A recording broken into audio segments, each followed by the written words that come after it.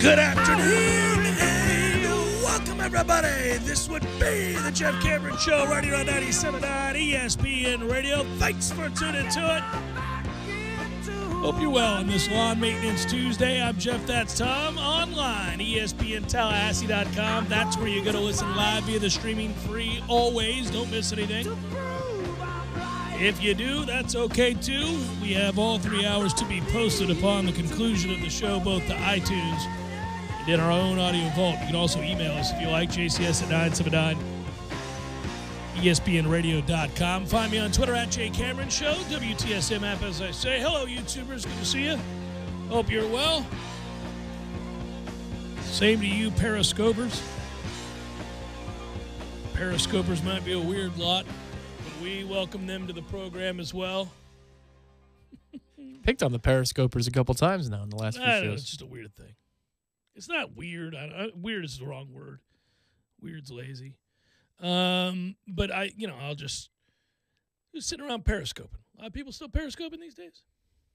I think so. Sure. That's good. I mean, hundreds a day at minimum. It's a legitimate medium. Yeah, I'm not saying not to use it, but in some ways, man, I'm telling you, it's better because you can use the DVR function. You can just hold and move back to it. Hold. That's right.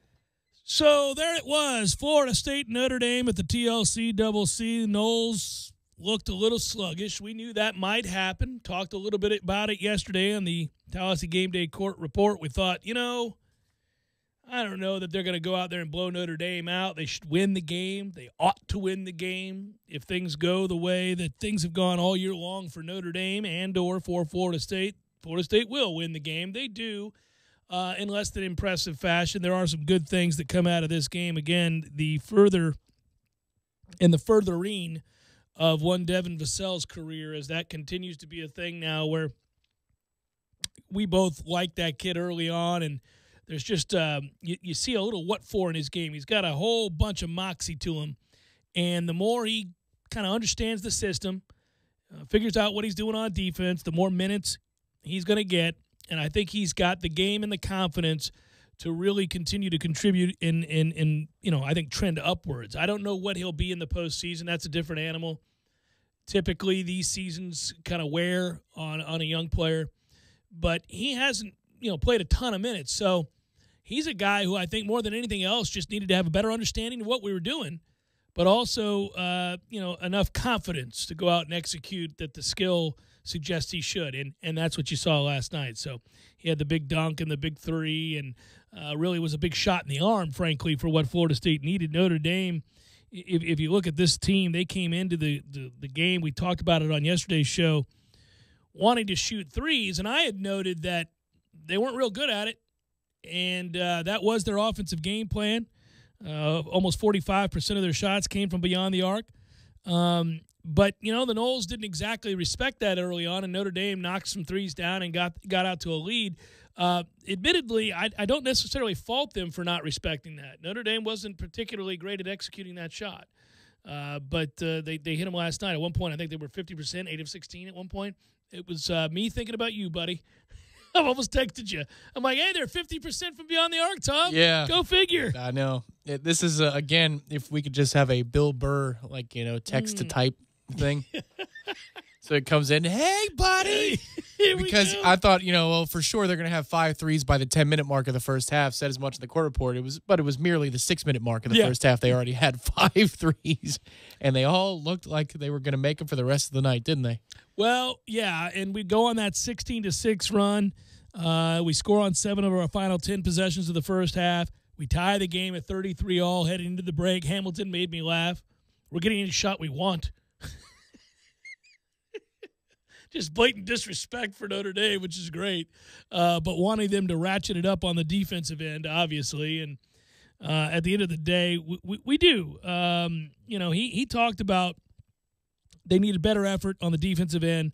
And we came out in the second half and didn't look like we were necessarily going to be ready to provide that energy defensively. And Notre Dame got off to another good start, 12-4 run. And you're thinking, okay, all right, well, now this is not cool.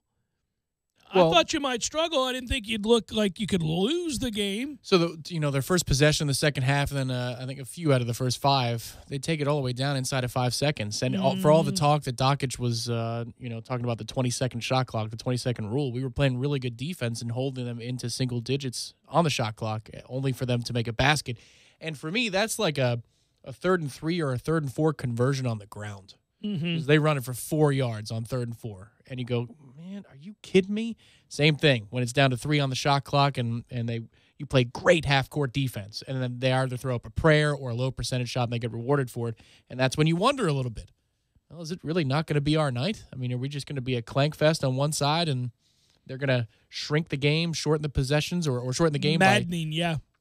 Shrinking the possession count. But thankfully, Devin Vassell was there for us to help and a run, shrink a deficit in the first half when we were down by double digits in the second half when we looked like we were on the brink of going down big again. Well, and also there were little moments throughout the half where other people came to kind of save the day. The MJ Walker 3 was huge when he had to have it. I think we were down 8. Too. Big steal, right?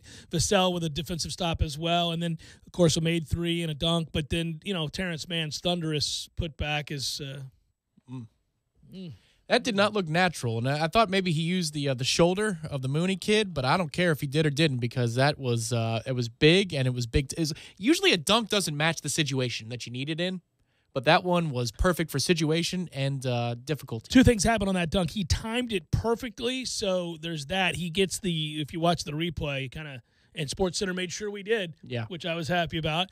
But his timing on the jump is absolutely perfect because he's going to get to the ball at its apex, right? And then secondly, I think he may have used the shoulder. Yeah, the near side shoulder. Ain't nothing wrong you can with see that. it from the behind the rim cam. Yeah. You can see the angle. Get you some of this, buddy. Don't look back. You're not going to like the view. Ooh. It would have been perfect, right? Stick him in your mouth and suck him. Crying because you didn't get a cupcake. I thought of that. Oh! So, at the end of the day, Florida State goes 25 of 56, 44%. 6 of 19 from beyond the arc, that's 31%. 12 of 17 from the free throw line, that's just over 70%. We had 12 assists to 14 turnovers. We only had 5 turnovers in the second half, though. And the domination on the glass is the difference at 40-26, 13-6 on the offensive boards. Second chance points really were nominal compared to what they normally are for us. 9-4 and second chance points in the second half. That's not a ton. Well, frankly speaking, I really don't know why they did the post-game interview with Fee. I mean, he's an awesome story, but it wasn't his night. And we won in spite of a bad night from 25. And we thought, at least I did, on the court report that you needed him to be the spark in order to get over the top, and really you didn't last night, which is why I feel a little bit better about it. I wanted to win by whatever means necessary, and we certainly did just that. It's a program win, man. It's a program win because a lot of guys contributed, and this is the part about where Florida State's tough because you don't know who it's going to be, man, and it's certainly not going to be Phil Cover these days, but Devin Vassell steps up absolutely huge in this game. It's an ACC best, 13 points for him, 5 of 6 from the floor, 3 of 3 from beyond the arc, 7 boards. He continues to play a lot of minutes off the bench now, 22 minutes there. I think that as they get more comfortable with him and his knowledge of the defense, of what we're doing defensively, the more you'll see him play.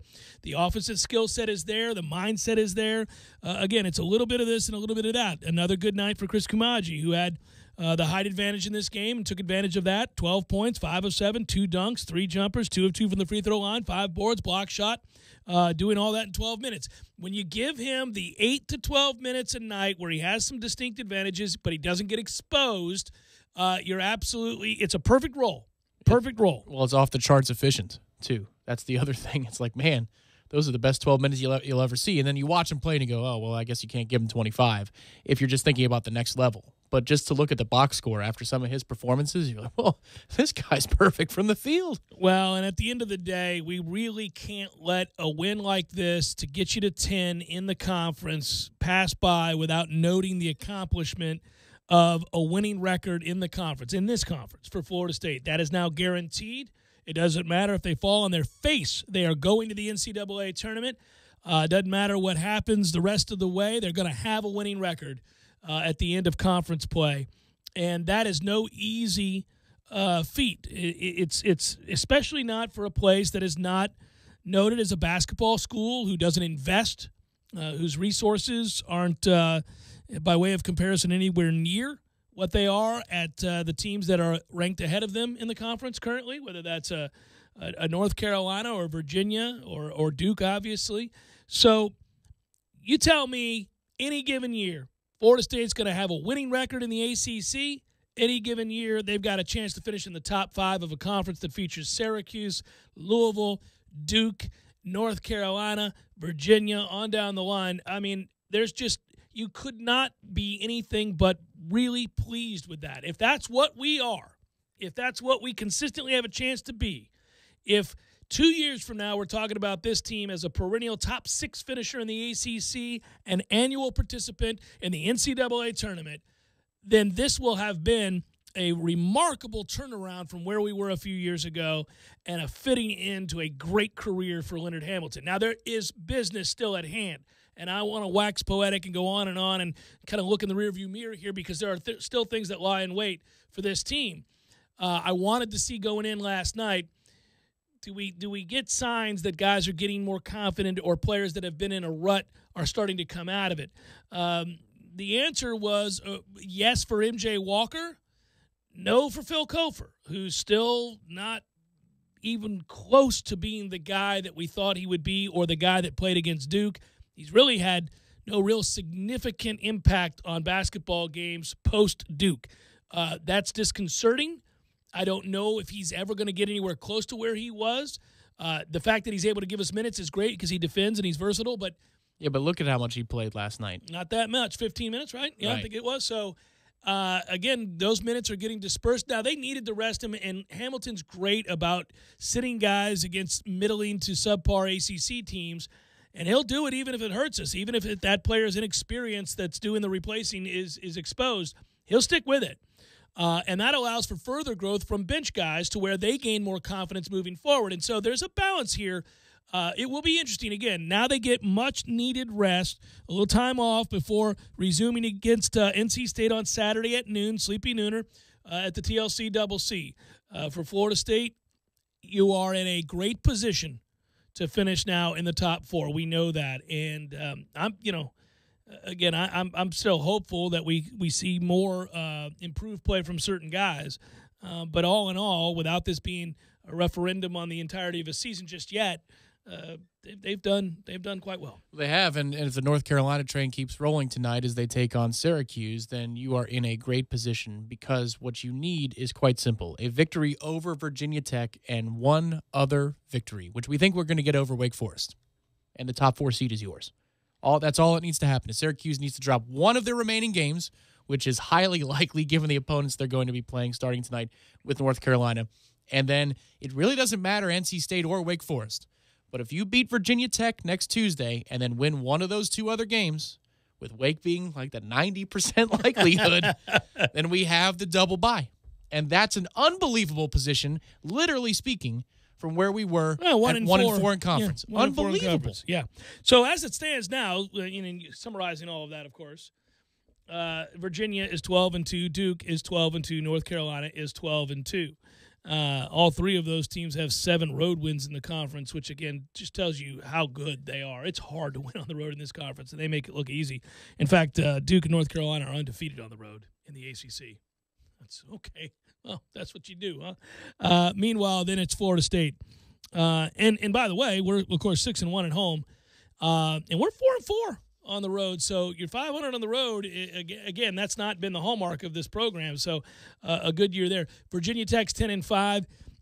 They of course will come to Tallahassee. And a note on that, by the way, always try to strike that balance when self-promoting. But at the same time, time is of the essence. The Virginia Tech game, the final home game, is the last day for you to be able to pick up, or it's the day you can pick up shirts.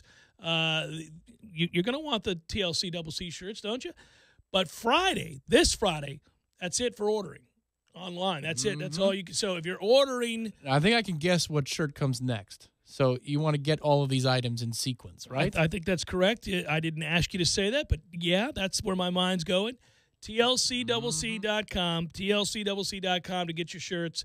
You're running out of time. That's true. That's not just a ploy. You got till Friday. Also, I don't know that Madison Social would be cool with this at all, but I'm just going to ask the people, and we may be able to do it, maybe not, but would you buy a hashtag a-hole shirt? Just asking. Just throwing it out there. Well, the answer has to be a resounding yes at over 100 people before I say, let's go into production. Right. I just want to see people walking around with a shirt that says that. Hashtag a-hole? The confused faces of everyone around them. It'd be great. Virginia Tech, Syracuse, Louisville, rounding out those standings that I was talking about. And then can't overlook NC State, as you mentioned, 8-7 in the ACC. From there, it's a bunch of also-rans. It's Clemson, BC, Miami. Perhaps no greater also-ran than Miami. Georgia Tech, who has just as many wins in the conference as Miami does. Wake Forest, Notre Dame, and Pitt. There you go. What? Did you think I focused a little too much on Miami basketball there? No, not at all. I mean, they've got a really just strikingly tall and athletic point guard down there in Coral Gables, don't they? Take another shot, my man. It's the Jeff Cameron Show, 97.9 ESPN Radio.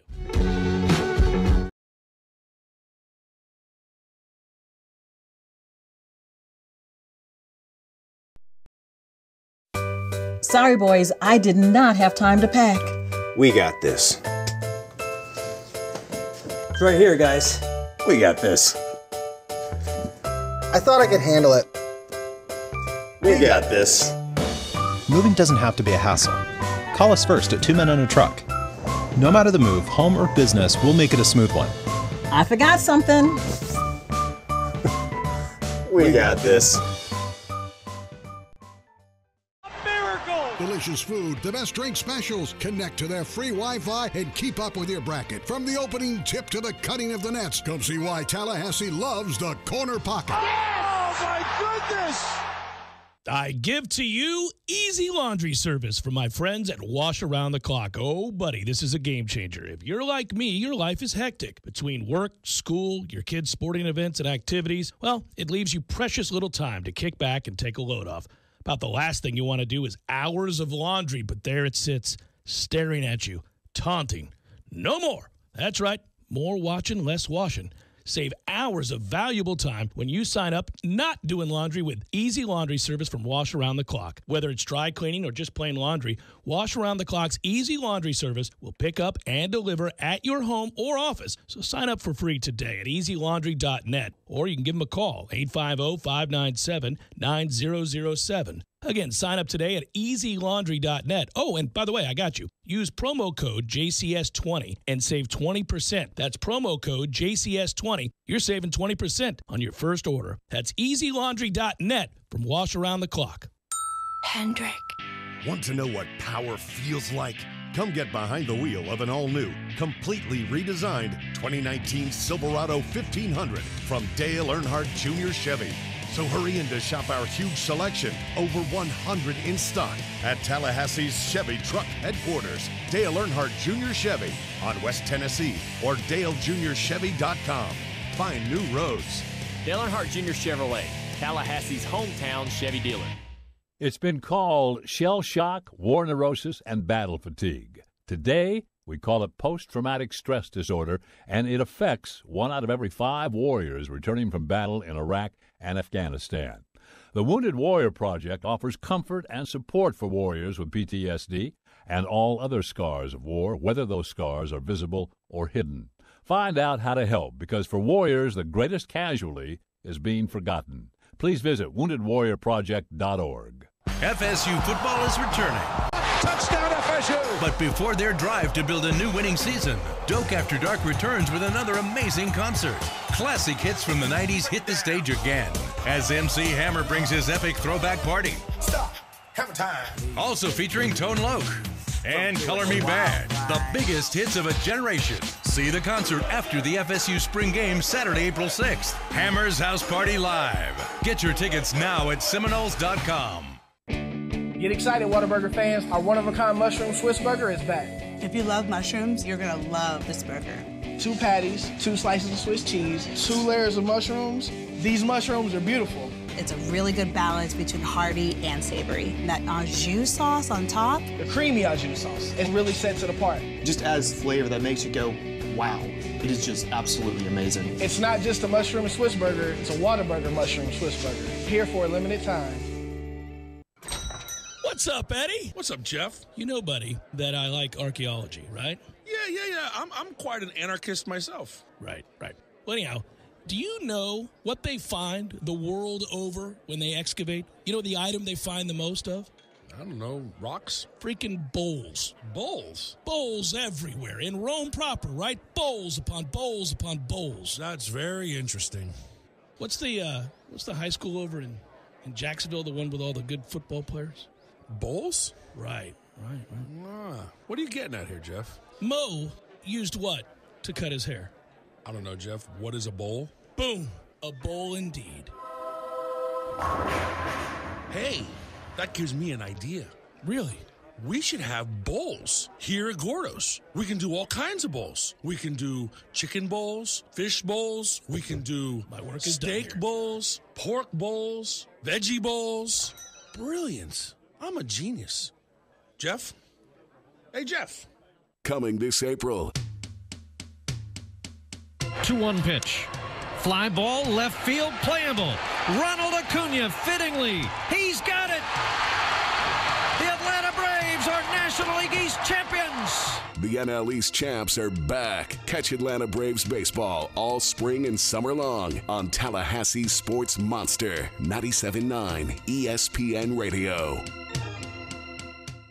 The Jeff Cameron Show is brought to you by Cornerstone Tool and Fastener. Big store pricing with local service. Online at ctf.nu.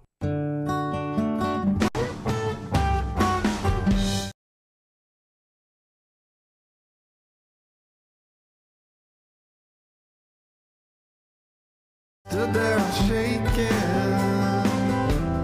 Try my mind. Kind of remarkable. You saw a tweet that went out last night. I should give proper credit, but I don't remember who did it. I just saw it, and I think it's my guy that won in the poker thing. David, is that his name? The poker thing? Yeah, dude went out there and won the World Series of Poker or something. Oh, that guy. Yeah. We've had him on before. Yeah. I think he tweeted it out. Anyhow, that Florida State, the last 3 years has 3 losses total at home. That's correct. Out of 50 games, yes. I'm going to see if I can figure out by typing in the search button. That is freaking crazy to think about. 3 losses in 3 years total for Florida State basketball at home. It's just, yeeks. You know, I years ago, somebody asked me the other day, we were talking about those shirts, TLC, Double C, and the kind of the phrasing that goes along with it is you don't just stroll into the TLC, Double C and expect to walk away with a victory. I've been saying that for years now. But admittedly, it started out as a joke. It started out way back when, 15 years ago now, where you did just stroll into the TLC Double C and expect to walk away with a win. And it was ironical that I would say at the top of my lungs, you don't just stroll on into the TLC Double C and expect to walk away with a victory. And then somewhere along the way, I spoke it into being, Tom. Well, it's much like some of your recruiting hits over the years. You just, if you say something enough. If you ask the universe for it, Tom. Yeah. Can't be afraid to ask for it, though. That's the whole key. I asked the universe for sizable defensive tackles, and the universe said, okay, you can do that. Here's Noddy. Here's Eddie Goldman. On down the list. And now you've been putting offerings before the universe. Well, recently I've asked the universe for Dante Lucas. Right. And I've asked the universe for offensive linemen. Sizable, talented, quick-footed, strong, mean-spirited, little edge to them, offensive linemen. We got Dante. We'll see if I can keep it rolling into next year. I'll identify a top-tier, top-notch, elite-level tackle or something like that and say, well, I'm going to ask the universe for him. And 2 of his friends that are equally as talented. Well, the universe doesn't like it when you get overly greedy. So I'll start by asking for him We'll see if the universe says okay, and if so, maybe early in the process, then I can double down. All right, universe, I'm asking for 2. That's very smart. You sit down at the table and you kind of have a feel for the situation. What Gotta kind of get a feel. mood is the universe in today? Right, got to get a feel for it. Want to know if the universe likes pancakes as much as we do, and whether or not if a certain amount of pancakes were provided, the universe could provide said recruit. Then maybe double down on the flapjacks. It's funny how that works, too, speaking things into being and speaking sayings into being, if you will, because I was at breakfast, just a full-on breakfast place this weekend down in Tampa Bay. Giant pancakes, and all I could think of was recruiting. That's all I could think of, not the breakfast. No, just recruiting. I wonder how we're doing with the junior class right now. I wonder how these junior days are going. Everything seems okay, but do we have enough pancakes available? I think junior day is going just fine. I think Jeff Sims is going to be the kind of guy that saves everybody from that group. Come on in. Everybody follow the man. He's the Pied Piper. He's going to be the one. It's going to work out. Seriously, that guy's going to prove to be a very, very, very valuable asset on and off the field. We will have live coverage of his work at the Elite 11, I'm sure. I won't be there, but somebody will. I don't know. You're graduating to a different level of recruitnik these days. I had to because of the desperation surrounding the program, Tom. At some point, you have to step in and roll up your sleeves. Right the ship. Pull up your bootstraps and make it happen. Got to get in here and do the things that you got to do to make sure that your program is not face down in the muck. And that's where we were, face down in the muck at the end of last season. What would the strap on a bootstrap actually be strapped to? I don't know. Maybe a buckle of some sort. Like a buckle on the side of your work pants? I don't know. I'm glad I've never been in a position to have to strap up my bootstrap. It's to a horse? I don't know. That would seem like if you fall off. Seems likely it would be a cowboy-esque expression, right? Like that. Or if you're riding a bull. Yeah, but you don't want to be strapped to the bull if things go bad. I do like videos where people are strapped to the bull when it goes bad and they can't get loose. Where the guy's tied the ropes too tight. Every time I see that, I'm like, that's good. That serves you right.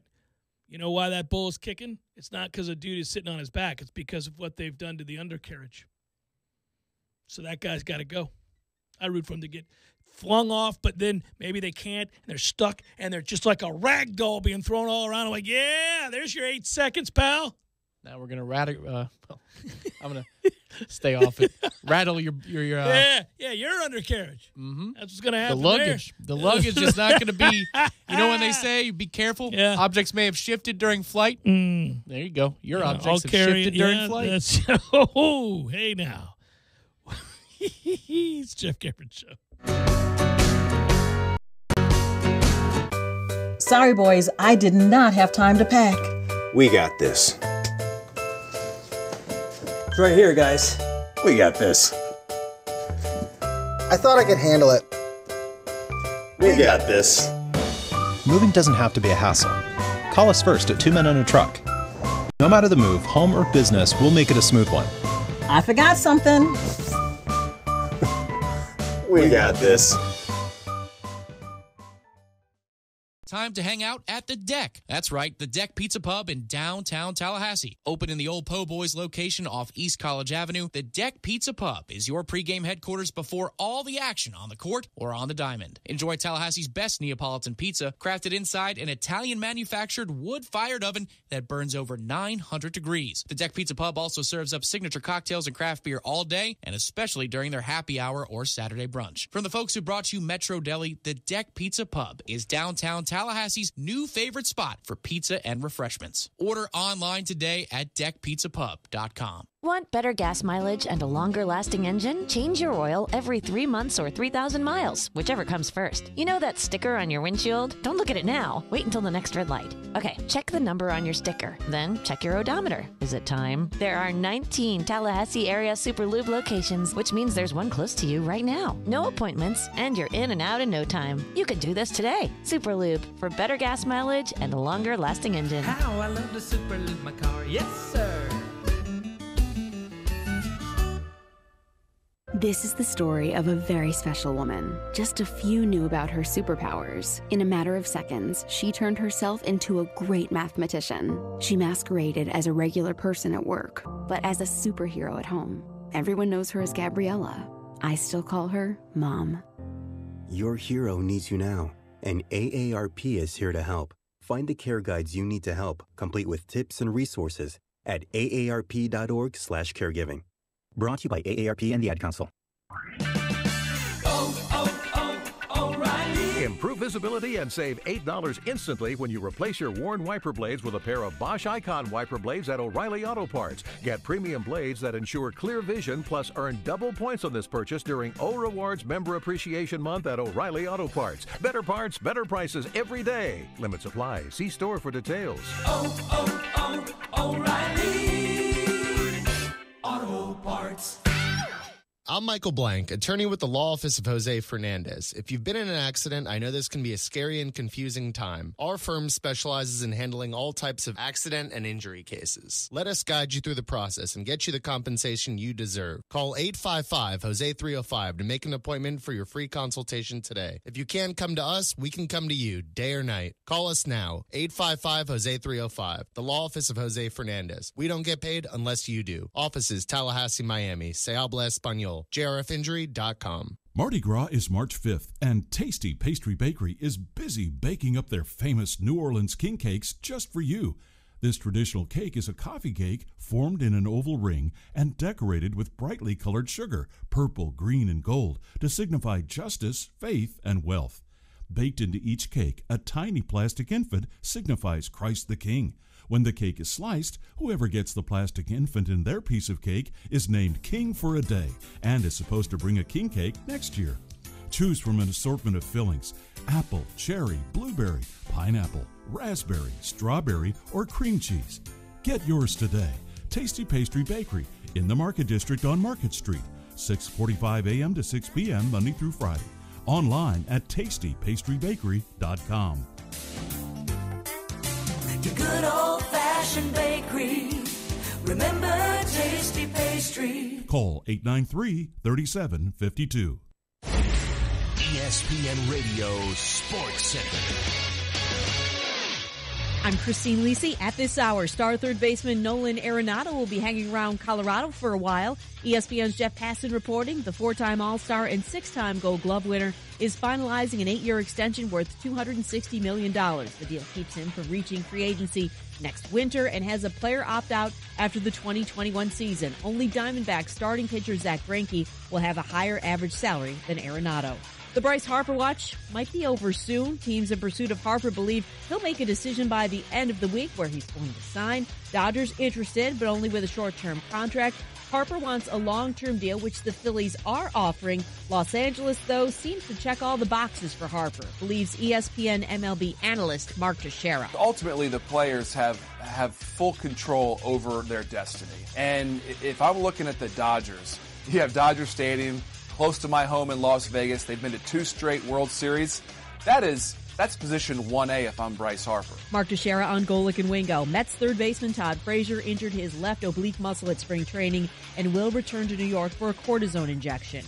NFL Cowboys made their first offer to defensive end DeMarcus Lawrence, and Executive Vice President Stephen Jones hopeful the team can reach a long-term deal with him. Dallas has until March 5th to get a multi-year contract done with Lawrence before having to put the franchise tag on him. The team will meet with his agent later in the week. College basketball, Duke superstar freshman Zion Williamson out a second straight game tonight against number 20 Virginia Tech because of a mild knee sprain. 6:30 Eastern, ESPN Radio and the ESPN app, 7 Eastern on ESPN TV. Blue Devils are tied with North Carolina and Virginia for the lead in the ACC.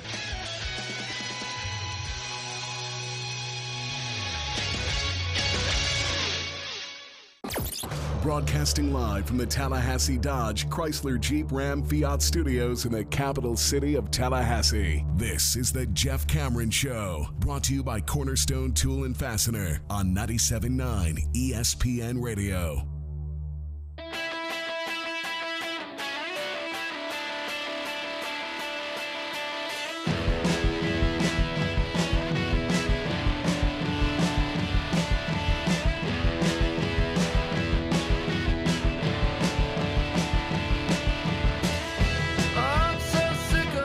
Well, my man,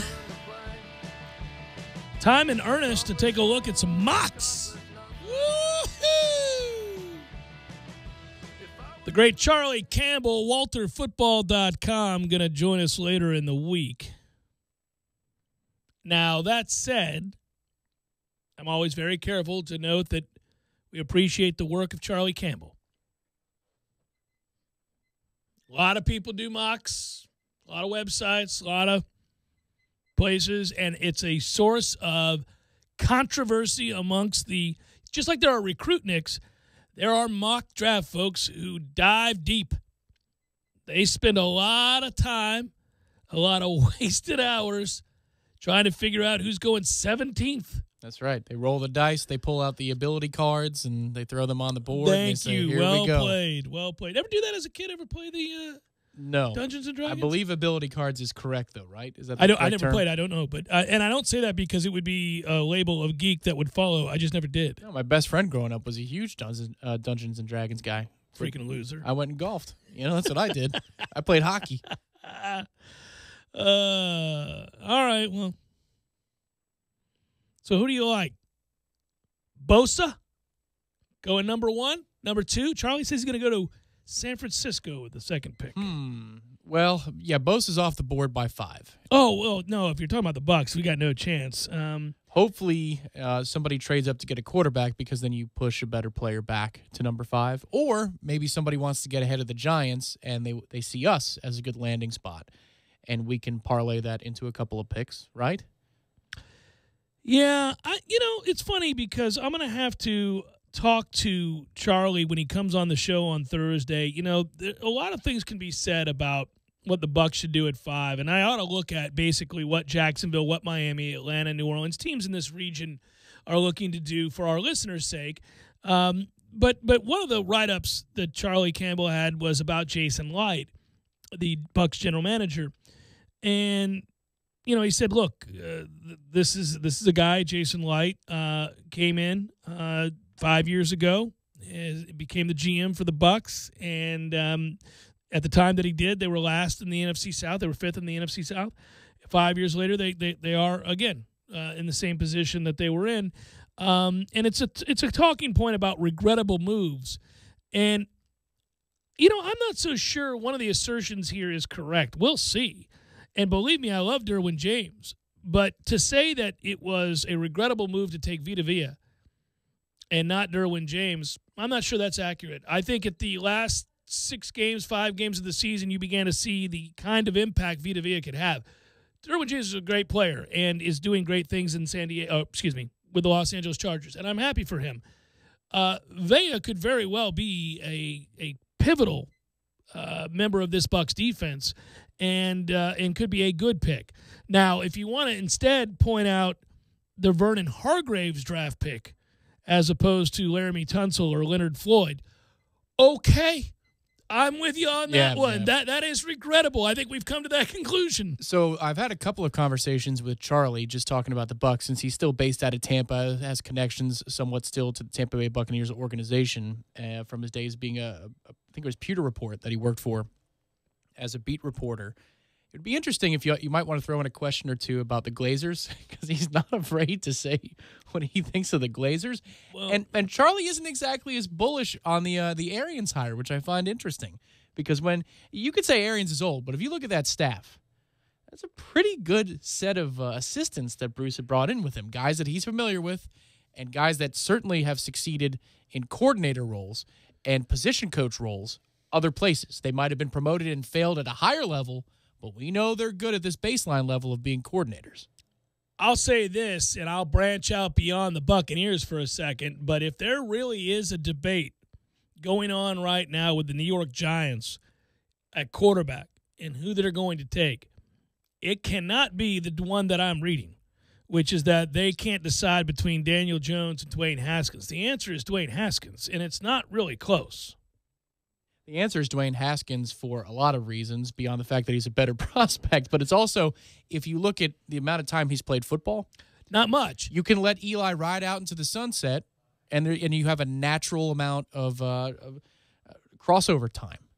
Like you can have Eli, even if he just plays 10, 12 games before Haskins is ready to play at the NFL level, Dwayne, between the ears, I think is wired to be an NFL quarterback. Defenses and going through progressions. Going through 1 to 4, 1 to 5 yeah. in his progressions.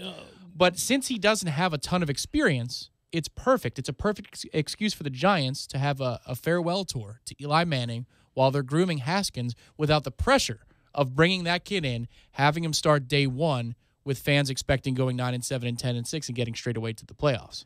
So if Dwayne Haskins doesn't go to the Giants, the next pick is the Jacksonville Jaguars. And if you are a Jaguars fan, you are hoping the Giants are dumb enough to take Daniel Jones because you'll get your quarterback. Now, you're going to have to wait on him a little bit. Not enough career starts to come in and make an instant impact. That's tough when you're drafting a kid in the first round and you're stuck with Blake Bortles. So, you obviously, you'd like the opportunity to replace your quarterback as soon as possible. I don't know that you want to do that with Dwayne in year one because I think he's going to need a little grooming, but I do like his upside. Now, from there, it's also interesting in the state of Florida, the Miami Dolphins come into play at 13. Well, what I find fascinating about this is, Christian Wilkins is going to be sitting there, a lot of people believe, from Clemson, and the debate in Miami is whether or not they would go Kyler Murray or Christian Wilkins. Oh, whoa. Well, guys, this is also not a debate. You're not moving on from an experiment at quarterback, which is what Tannehill was, by the way, and actually he turned out to be better than I think any of us thought he would be, given his background as a receiver who changed to a quarterback. But nonetheless, an experiment because of the lack of total starts. And he's a middling quarterback in the league. He's not terrible. He's not great. He's just a middling quarterback. It wasn't a total failure, but they're ready to move on. Kyler Murray would be a huge experiment because we have not seen a guy at 5'8", 5'9", come into the league and do kind of have the impact that you'd want a quarterback taken in this position to have. Okay, so their head coach is that linebackers coach from the Patriots who's calling plays for them this past year, right? If he really believes in the Patriot way, there's no way he drafts Kyler Murray. I agree with that. So I would think that'd be smoke. They go get themselves somebody on the defensive line or an offensive line. I feel like the Patriot way is to build through the trenches, right? And then some of your skill position parts are interchangeable, both on offense and defense. Kyler Murray is not somebody that Belichick would draft. No, and he doesn't strike me as somebody that really anybody in the first round should draft. But okay. That may be documented. I may have mentioned this a few times, but I wish the young man well, all 5'7" of them. But I need to. Well, the combine's this weekend, right? So we're going to find out. We'll finally get an answer here, and we ought to take bets on this. Like, what's the over/under? Well, the over/under is 5'10". I'm going to go under. And because, you set the number high, Well, listen, in the press guide there for a while it was 5'10", it was 5'9", it's been all over the map. You've got, one guy was arguing last week that he thought Kyler Murray would come in at 5'11". Nobody I know thinks he's 5'11". So I'm really interested. Of course, that's done without shoes, without socks, the whole deal. We'll find out exactly what. So I think they go in eighths. But I think a fair over-under would probably be 5'9.5" or 5'9.25", somewhere in there. I'm going to go under. If it was 5'9.25", you'd still go under? I think so. Okay. I think so. I think he's 5'9" or below. Lock it in. I think he's 5'9" or below. That's what I think he is. 5'9.5", you think? I think it might be able. Yeah. I don't think he's 5'10", though. Wow, that's why I said it at 5'10". I think that's a good over-under, but I'm going under. I'm going under with that. Well, there's not much room over it. Like, you're saying 5'7's in play. 6 feet isn't in play. So you're setting the over-under. Yeah, 5'7's not in play. He's taller than 5'7", but if he was 5'7", you just start laughing and say, "See, this really isn't hard, people." Well, then, if he's 5'7", he should recommit to the Athletics right then and there. Well, yes, but I'll tell you what's more interesting, and this would be fun. He's 5. Look, I'm going to place him at 5'9" from what I've been reading. I don't know. None of us do. We'll find out for sure at the Combine this week. We'll find out how tall he is. But I'm really curious. What if? Because if you're drafting him based on what you saw in college, which was obviously phenomenal production, and he's an accurate passer, he is. Are you thinking that, look, it's a different NFL? Because if you're, and I think you have to be thinking that whether he's 5'9" and a quarter, 5'9" and a half, 5'8" and 3/4, it doesn't matter at that point if you're taking him because you believe the league has changed. 5'9" and a half, 5'8" and a half, if you believe the league has changed and that the position now is defined differently, doesn't make that big a difference because that means you're going to design your offense around a guy who's short no matter how you slice it, right? And you're taking advantage of his abilities beyond being big and tall in the pocket, which he's not. 2 questions. First of all, if he's 5'10", does it change your opinion on whether or not he's just 5'10", not 5'11", 5'10"? Does it change your opinion on him at all? Like how tall does he have to be for you? Yeah, to he'd change have to your be mind? 5'10" or above. All I'll say is this. You and I both, and maybe it's because we saw him all the time, you're trying to eliminate risk. You're not saying people can't make it. You're not saying that this guy has, any guy for that matter, has zero chance of making it. But you're risk averse here. You're trying to eliminate factors that lead to failure. So when you look at all of these things put together, if a guy's 5'9" and he plays quarterback, the odds are stacked against him to a level that you don't feel comfortable then pulling the trigger in the first round. Third round maybe, but not the first round. Russell Wilson was a guy that you and I saw a ton of at NC State, obviously, and then, of course, he went on to have that great year at Wisconsin. We both talked about how he had the arm, the pocket awareness, the accuracy, all of the things. When he scrambled to make throws down the football field, and we saw enough at that time that I thought he should have been a first-rounder. Now, I've gotten a lot wrong over the years, so this isn't one of the, hey, look at me. I got that one right. We both did. A lot of people backed off because, what is he, 5'11"? Yeah, I think that's right. Yeah. So a lot of people backed off at 5'11" with the claim that he was too small. So, I mean, it does matter, man. This is a league of giants. You simply can't see certain passing lanes if you're 5'8". So 5'10", though, is where you feel comfortable? And the second question... Feel comfortable is... well... He's not the quarterback I'm taking. If I'm going for a quarterback... I'm taking Dwayne Haskins at almost 6'4", 230 pounds with a much greater upside, in my opinion. But this is not a good year for quarterbacks, period. Actually, which is good news for him. Well, it's very good news for him. It's why if I'm taking a quarterback, period, I'm pissed that I need a quarterback right now because this isn't the one. What am I taking him? Drew Lock and guys like that? Daniel Jones? Jeez. And secondly, do you think that maybe, kind of like the firm, which is a thing I like to bring up often. We all do. Wilfred Brimley is able to corner the guy who has, the measuring stick at the combine before he gets to the combine and tells him that he knows his dirty secrets. Yeah. And then he gives him an alternate measuring stick. And it has things just spaced out. I mean, just 1/8 of an inch, every little mark. And so there you go. Or shrunk down, I should say. Just a little bit by a little bit. And then he makes sure that guy uses said that one faux measuring stick. So he comes in at 5'11" and 3/4. Because I think an agent would be well served for Kyler Murray to approach the combine measurement guy. If he somehow came in at 5'11" and 3/4, good Lord. What can I do for you? Yeah, well... an awful lot. There are so many other players in this draft that I see you have tax problems, irregularities. Again, being worried about risk, I would just say, why don't we take Jonah Williams?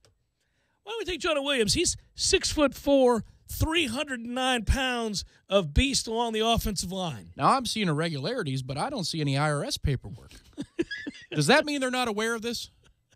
Why don't we take Mr. Farrell, also, another big guy in the trenches? We could take a lineman here. I feel pretty good about that defensive side. You said your new roof was a deduction. Is your home your office, sir? Oh, it's not. I ordinarily wouldn't take tight ends this high, but T.J. Hawkinson from Iowa can really go out there and get it, and as a big guy with speed, maybe we'll look to that direction. Conducting science experiments with your pool, no doubt, as you've deducted that as well. Devin Bush may have a bit of an attitude problem, but was a fine inside linebacker at Michigan. There's another guy maybe we want to circle here. I know what that stick might say if it's not changed, but he's 5'11" and 3/4. Isn't he, Mitch? Yeah, it's what number do you feel good about? I thought the Alabama game was enough to show me just the tape says I'd stay away from him. From an accuracy standpoint, I thought that game was the one that killed his chances of going in the round, but apparently not. Apparently not. He makes a couple of great instinctive throws later in the game, but if you look in the beginning, he is so bothered by more than just the pressure. It's the tight windows. I'm not drafting him, Tom. You don't have to convince me, buddy. He doesn't go in the first 2 rounds if I'm drafted. If I'm in charge, no, we don't even approach it. This isn't the same thing as Baker. And even Baker was a shaky proposition to me, which is why I say, yes, if I'm looking for certainty or the closest thing to it in the first round, he's not even in the conversation. Unless somebody walks in and says we can make X amount in jersey sales. No, I piss off all my Oklahoma fans because I'm not drafting him in the first 3 rounds. I'm not drafting him. I'll just throw it out there. I'm not drafting him in the first 4 rounds. I'm not drafting him at all. I'm not drafting him. I'm not. You win. There you go. I don't believe in him. Sorry. I wouldn't even call him for a private workout as an undrafted free agent. I'd take it so far as to name him something he's not. I'd say, how you doing, Steve Wilson? I'm Kyler Murray. The hell you are. You're Steve Wilson now. You're Steve Wilson and you're 5'8". Welcome to the American Alliance of Football. Steve. Go get him. I didn't want you. But Spurrier over here says, loves you. Bring him on. That league is oh, my goodness. You know what I hope, though? This is the caveat to everything I just said. I hope he gets drafted in the first round by a team that can't damage the Bucs' chances of doing things in the postseason, and that he goes on and plays great, because I got nothing against the kid. And he would forever change what was possible at that position yet again. And there's nothing wrong with that because we like that. I hope he gets drafted in the first round before position 5. It means the Bucs get a better player. And I hope he goes to the New Orleans Saints.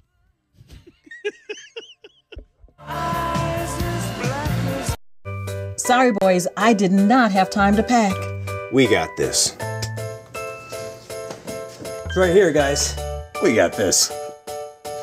I thought I could handle it. We got this. Moving doesn't have to be a hassle. Call us first at 2 Men and a Truck. No matter the move, home or business, we'll make it a smooth one. I forgot something. We got this. Go on and on. But when it comes to the Mount Rushmore of personal injury law in Tallahassee, the choice is clear. Fonville, Lewis, Messer, McConaughey. Recently voted Tallahassee's best law firm. So avoid the underdog and go with the favorite. Fonville, Lewis, Messer, McConaughey.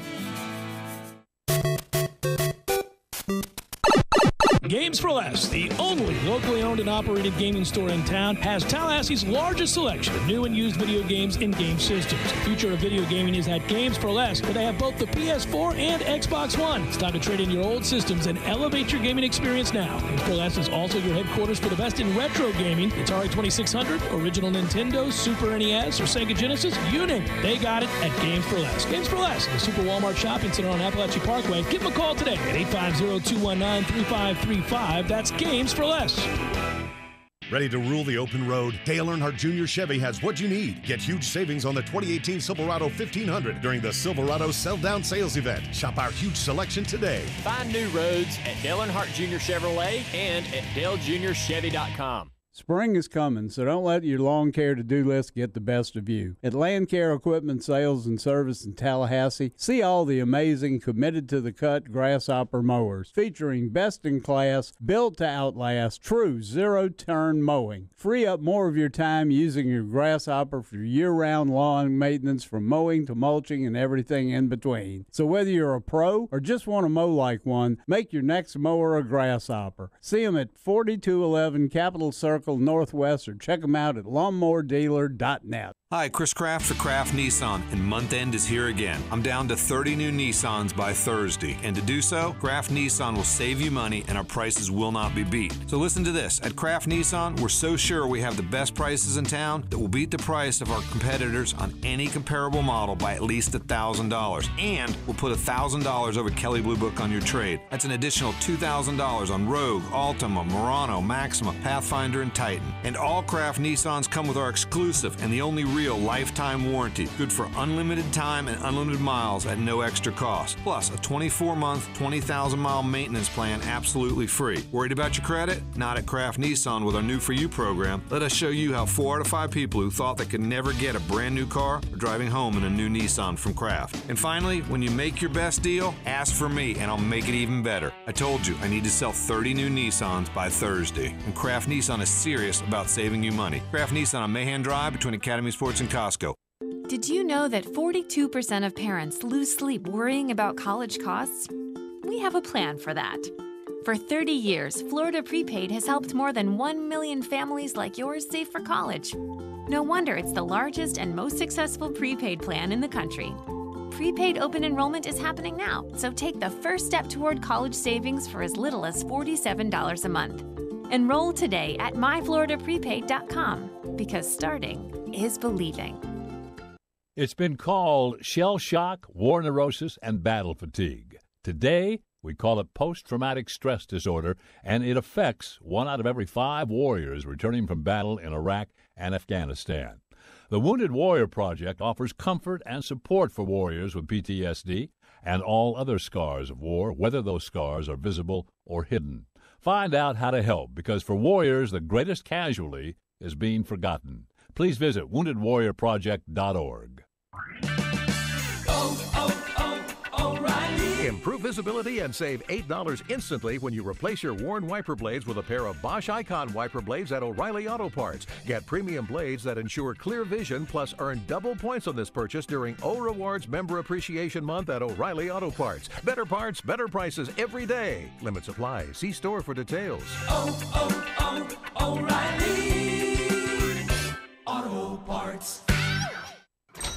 What's up, Eddie? What's up, Jeff? You know, buddy, that I like archaeology, right? Yeah. I'm quite an anarchist myself. Right. Well, anyhow, do you know what they find the world over when they excavate? You know the item they find the most of? I don't know, rocks? Freaking bowls. Bowls? Bowls everywhere. In Rome proper, right? Bowls upon bowls upon bowls. That's very interesting. What's the high school over in Jacksonville, the one with all the good football players? Bowls? Right. What are you getting at here, Jeff? Mo used what to cut his hair? I don't know, Jeff. What is a bowl? Boom. A bowl indeed. Hey, that gives me an idea. Really? We should have bowls here at Gordo's. We can do all kinds of bowls. We can do chicken bowls, fish bowls. We can do steak bowls, pork bowls, veggie bowls. Brilliant. I'm a genius. Jeff? Hey, Jeff. Driving every day from the Tallahassee Dodge Chrysler Jeep Ram Fiat Studios. This is 97.9 ESPN Radio, WTSM, Woodville, Thomasville, Tallahassee. ESPN Radio Sports Center. I'm Christine Lisi. At this hour, star third baseman Nolan Arenado will be hanging around Colorado for a while. ESPN's Jeff Passan reporting the 4-time All-Star and 6-time Gold Glove winner is finalizing an 8-year extension worth $260 million. The deal keeps him from reaching free agency next winter and has a player opt-out after the 2021 season. Only Diamondbacks starting pitcher Zach Greinke will have a higher average salary than Arenado. The Bryce Harper watch might be over soon. Teams in pursuit of Harper believe he'll make a decision by the end of the week where he's going to sign. Dodgers interested, but only with a short-term contract. Harper wants a long-term deal, which the Phillies are offering. Los Angeles, though, seems to check all the boxes for Harper, believes ESPN MLB analyst Mark Teixeira. Ultimately, the players have full control over their destiny. And if I'm looking at the Dodgers, you have Dodger Stadium, close to my home in Las Vegas. They've been to 2 straight World Series. That's position 1A if I'm Bryce Harper. Mark Teixeira on Golick and Wingo. Mets third baseman Todd Frazier injured his left oblique muscle at spring training and will return to New York for a cortisone injection. NFL Cowboys made their first offer to defensive end DeMarcus Lawrence And Executive Vice President Stephen Jones hopeful the team can reach a long-term deal with him. Dallas has until March 5th to get a multi-year contract done with Lawrence before having to put the franchise tag on him. The team will meet with his agent later in the week. College basketball, Duke superstar freshman Zion Williamson out a second straight game tonight against number 20 Virginia Tech because of a mild knee sprain. 6:30 Eastern, ESPN Radio and the ESPN app, 7 Eastern on ESPN TV. Blue Devils are tied with North Carolina and Virginia for the lead in the ACC.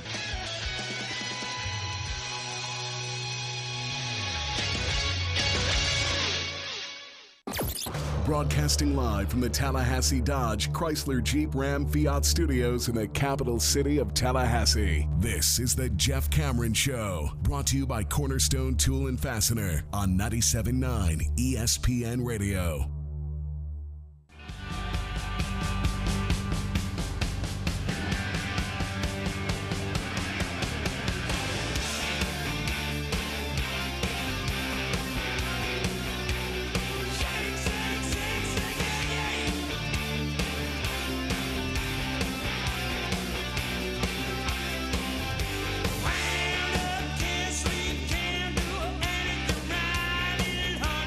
Hour number 2, Jeff Cameron Show, 97.9 ESPN Radio. Hello. Florida State's 10-5 in the ACC. 22-6 overall. Has a nice ring to it, doesn't it? We're online, ESPNTallahassee.com. If you want to email the show, feel free, jcs@979 ESPNRadio.com. Win wasn't pretty last night, but it was a win. And at the end of the day, 68-61 will suffice. Outscoring Notre Dame by 7 in the second half. It was a weird game, but in the paint, Florida State outscores Notre Dame 34-22. And, of course, as it is every week, it's really an unfair statistic because of the way we play. Florida State outscores Notre Dame off the bench 31-6. But Vassell, obviously, and Kabengele, you didn't have a great game, all coming off the bench there and doing damage. So, well, you lock it down the stretch defensively in the second half. It's the Mooney dunk where he comes in from the top of the key and finishes, I think, is their only field goal for a stretch of 5.5, 6 minutes. Yeah, long stretch of time there. It's, when they stopped making threes, which was at about the 15-minute mark of the second half, they stopped making threes altogether. That was... at one point they have an 8-point lead in the second half, and you're starting to get a little bit nervous, especially when a guy's out there who's a 25% shooter knocking down threes left and right. That'll frustrate you. We talked about it, but they don't make another 3-point shot for the better part of the second half, and we go on to not cruise to victory, but it's funny when you're a team that has garnered double-digit wins in the conference, and you've won 9 out of 10 games in the ACC, and you've got you got 22 wins. You're 10-5 in conference. You don't expect a game like this in which, frankly, you look like a middling squad. You look like a just outside the top 25 kind of team. But when you take into account that it's 4 games in 9 days, that it's a quick turnaround from being on the road for 3 straight, and you're still not getting anything out of a Phil Kofer, your star, Kabengele, doesn't have a great game, you'll take this any day. And I've called it all day a program win. It's a program win because, again, it speaks to a mentality, a mindset, a toughness that Florida State has developed over the last couple of years. It speaks to that depth of talent when a Devin Vassell can come in and go 5 of 6 and 3 of 3 from beyond the arc and notch 13 points in 22 minutes. His potential is well documented. We've spoke on this for some time now. This is the kind of thing. Think about it the other day in a game that Florida State lost. It was David Nichols that kept Florida State in the game. Now, we went on to get blown out. But these are examples of what kind of team Florida State is, where one night it might be Kumaji, one night it might be Trent Forrest. It certainly could be Terrence Mann, who's played so much better in the second half of the year once he got healthy. It can be, if he ever gets hot, MJ Walker or PJ Savoy. And so Florida State has a lot of weapons. They don't always play well at the same time. When they do, they can beat anybody in the country. That we know. but that's not apt to happen most nights, especially if you got tired legs. You just need a couple of guys to play at a little bit higher level than maybe you're accustomed to, and it will offset an 0 for 4 night from Phil Kofer. It will offset one basket made by P.J. Savoy, who these days, that's about the best you can hope for. That's what Florida State's able to do with their depth. Now it's time to get greedy here because, these next 2 games, as long as Syracuse loses 1 before the season's out, and they have 4 remaining, including the first one of that North 4 Carolina tonight, is North Carolina. So it's a gettable game from Florida State's perspective. I want to get greedy here and say, can we close out this 47-3 in our last 50 home games at the TLC-CC? Can we make that around 49-3 with wins over NC State and Virginia Tech? Because if you can, I think you can win with Devin Vassell and Raekwon Gray if he comes back from injury, and some others playing big minutes against Wake Forest on the road to close out ACC play. And then if you do get the double bye by taking care of business here at home for the ACC tournament, you're talking about a lot of rest for Phil Kofer, for Trent Forrest. And Trent responds to rest. I understand that he needs surgery, and so it's never going to go away, the injury to his toe. But, don't you notice it? The longer the layoff, the more explosive he is out of the break. Yeah, he's able to do that, and it's sure would love to take care of these next 2 games so you can give those guys a lot of rest between now and round 1 of the NCAA tournament. I feel for Trent Forrest, man. The year he was poised to have, and then this injury, and it's made it really where you get glimpses. You get glimpses like you're describing, but you don't see the consistency there. And I will say this. If you had told me before the year began, look, you're going to have a guy that's a shell of himself. Well, Trent Forrest was the unquestioned leader of this team coming into the season. And if you had said he's going to be average at best by his standards, I would have said we're in real trouble here. This is a brutal league with a ton of talent, and you need your best players, your leaders, your experienced guys to be able to step up and win big games for you. I would not have guessed Florida State would go on the road and beat Syracuse, beat Louisville, and have the kind of season and where you could garner at this point through 15 games, 10 wins without a healthy Trent Forrest. So not only that, but Phil Kofer is nowhere near the guy that he was a year ago, and yet here they sit at 10-5 in the ACC. It's exciting, but you're right. What will we get when the NCAA tournament starts? How fresh will this team be? How explosive, more importantly, will your key figures be? Well, with Trent, he reminds me of a hockey player in this sense. Now, it's a little bit different, but in 82 games in a hockey season, you'll often hear a coach say when he sits somebody, if this were the playoffs tonight, he'd be playing. No big deal. That's not unique to hockey specifically, but you're talking about bumps and bruises that can be ignored in the playoffs for the postseason, for hockey. And guys do that. They'll play with broken arms. Well, get shot up, Right. But it's about pain tolerance, and hockey players are legendary at the pain tolerance that they have, especially to go win a cup. And you hear the stories about, the agony. They're screaming, getting out of bed for a month after winning the cup, but it was worth it because they played through it to win the ultimate prize. Trent Forrest strikes me as the type of person who is like that, who will play through pain, and he will play through pain for 35 minutes if he has to because it's the postseason. You can tell that he has a really high tolerance for pain in order to be playing through this in the first place. But he comes back in that game against North Carolina on Saturday. And when he came out at first, I thought, that's the end of that, yeah. Well, okay, so when you get to the tournament, I think he'll be able to ignore it. To me, I think his threshold is to a point where if he is physically able, but he even summons the ability to show the explosiveness if he has to, and he's clearly in discomfort. I think that's the amazing thing about what he does. So I don't really question whether or not he's going to be effective in the tournament.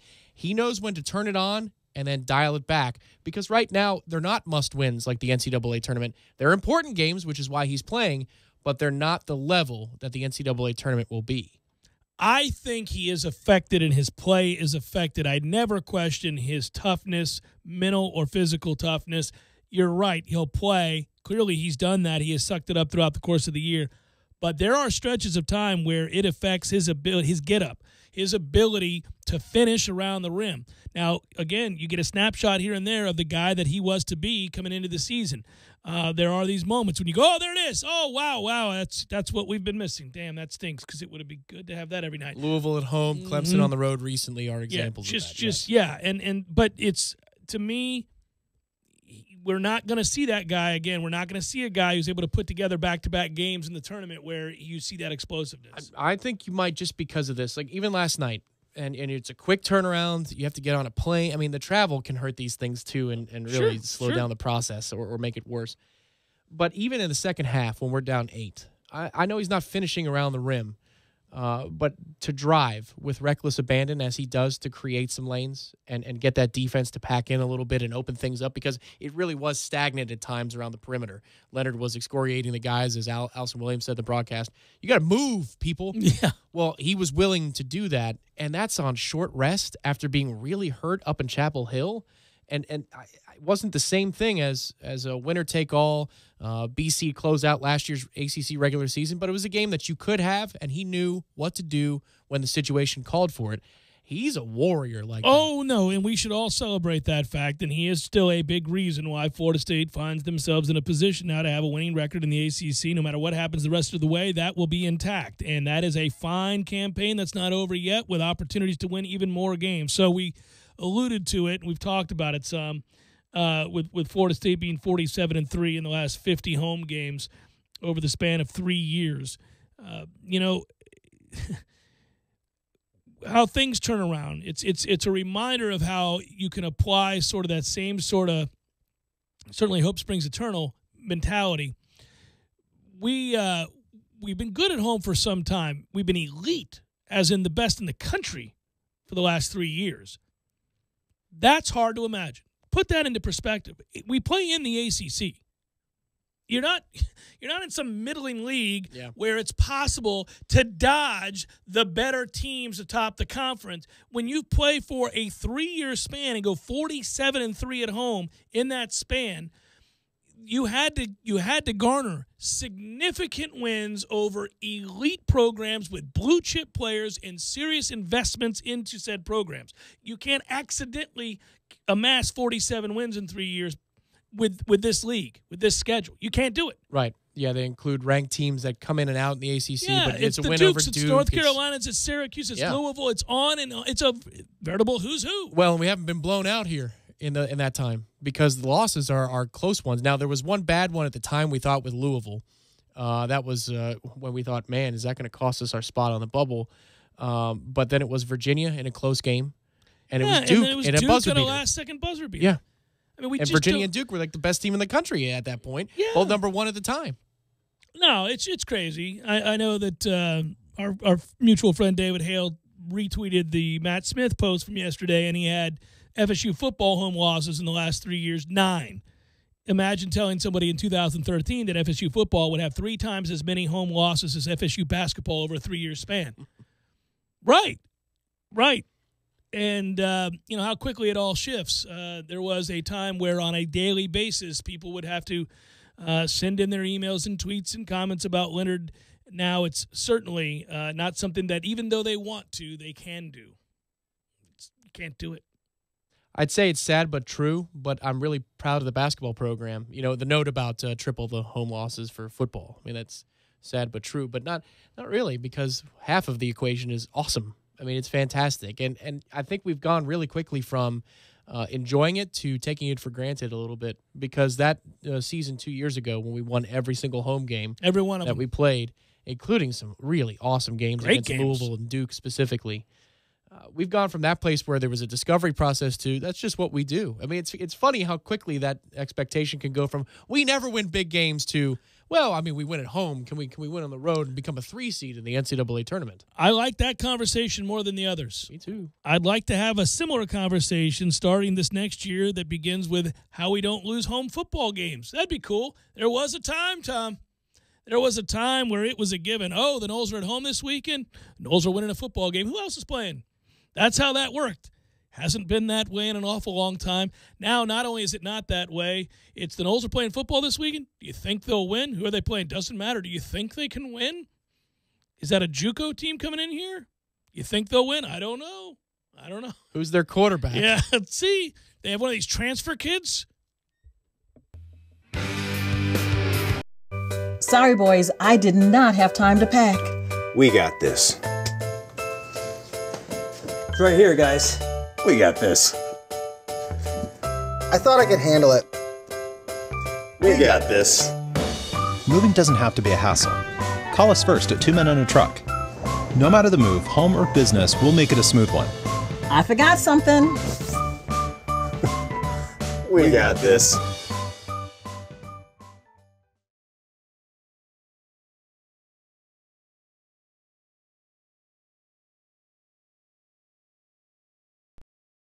America. For the win! Good! He did it! A miracle! Delicious food, the best drink specials. Connect to their free Wi-Fi and keep up with your bracket. From the opening tip to the cutting of the nets, come see why Tallahassee loves the Corner Pocket. Yes! Oh, my goodness! The Guardian Ad Litem program is seeking volunteers to help children in our community who have experienced abuse and neglect. Volunteer child advocates will be assigned to children in the child welfare system. Our volunteers meet with the children regularly, gather information from teachers, therapists, and physicians to identify any needs that they might have, and attend court hearings to advocate for the child. Over the past year, the program has seen an influx in the number of children being brought into care. The goal is for every child to have a guardian ad litem, to feel support, and to be heard. The program is in particular need of men. So, if there are any males out there who love children and want to help, please reach out. Committing 8 to 10 hours a month will make all the difference in the life of a child. For more information or how to learn how to get involved, please visit www.gal2.org. That's www.gal2.org. Or contact Taylor Taschel at 850-606-1213.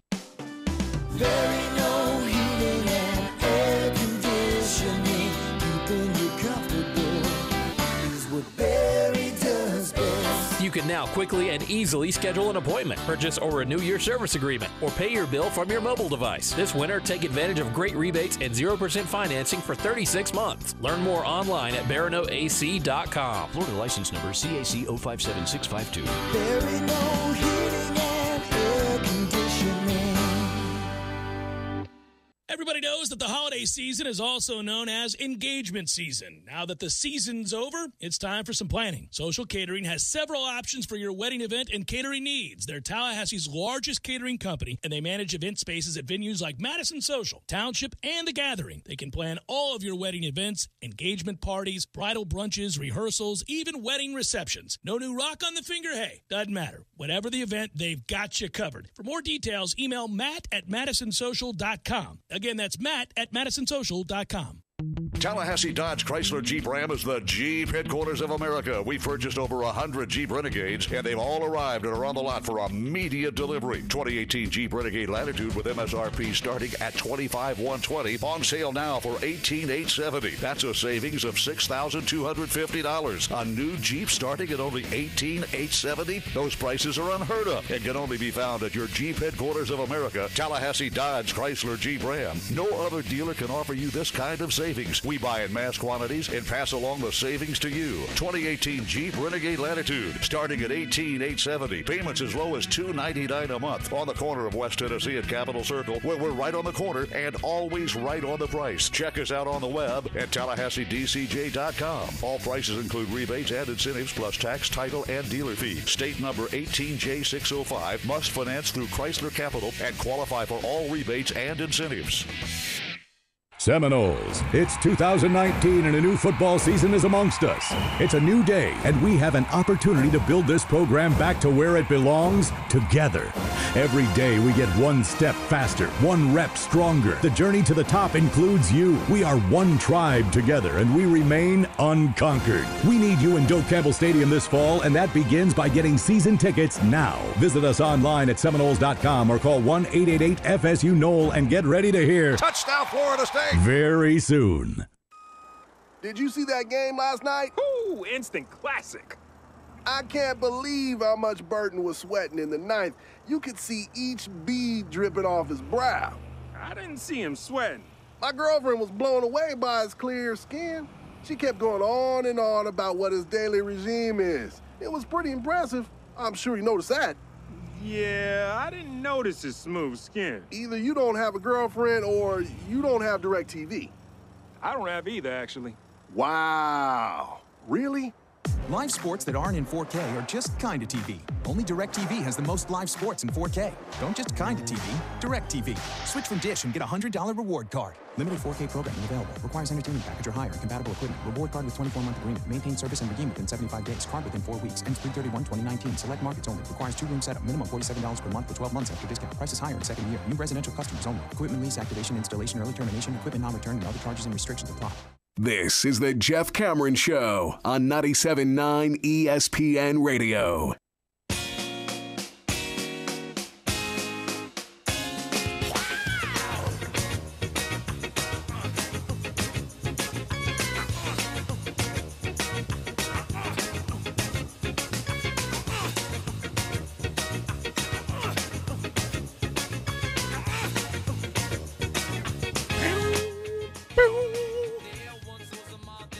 Matthew, you are correct. At Jay Cameron Show.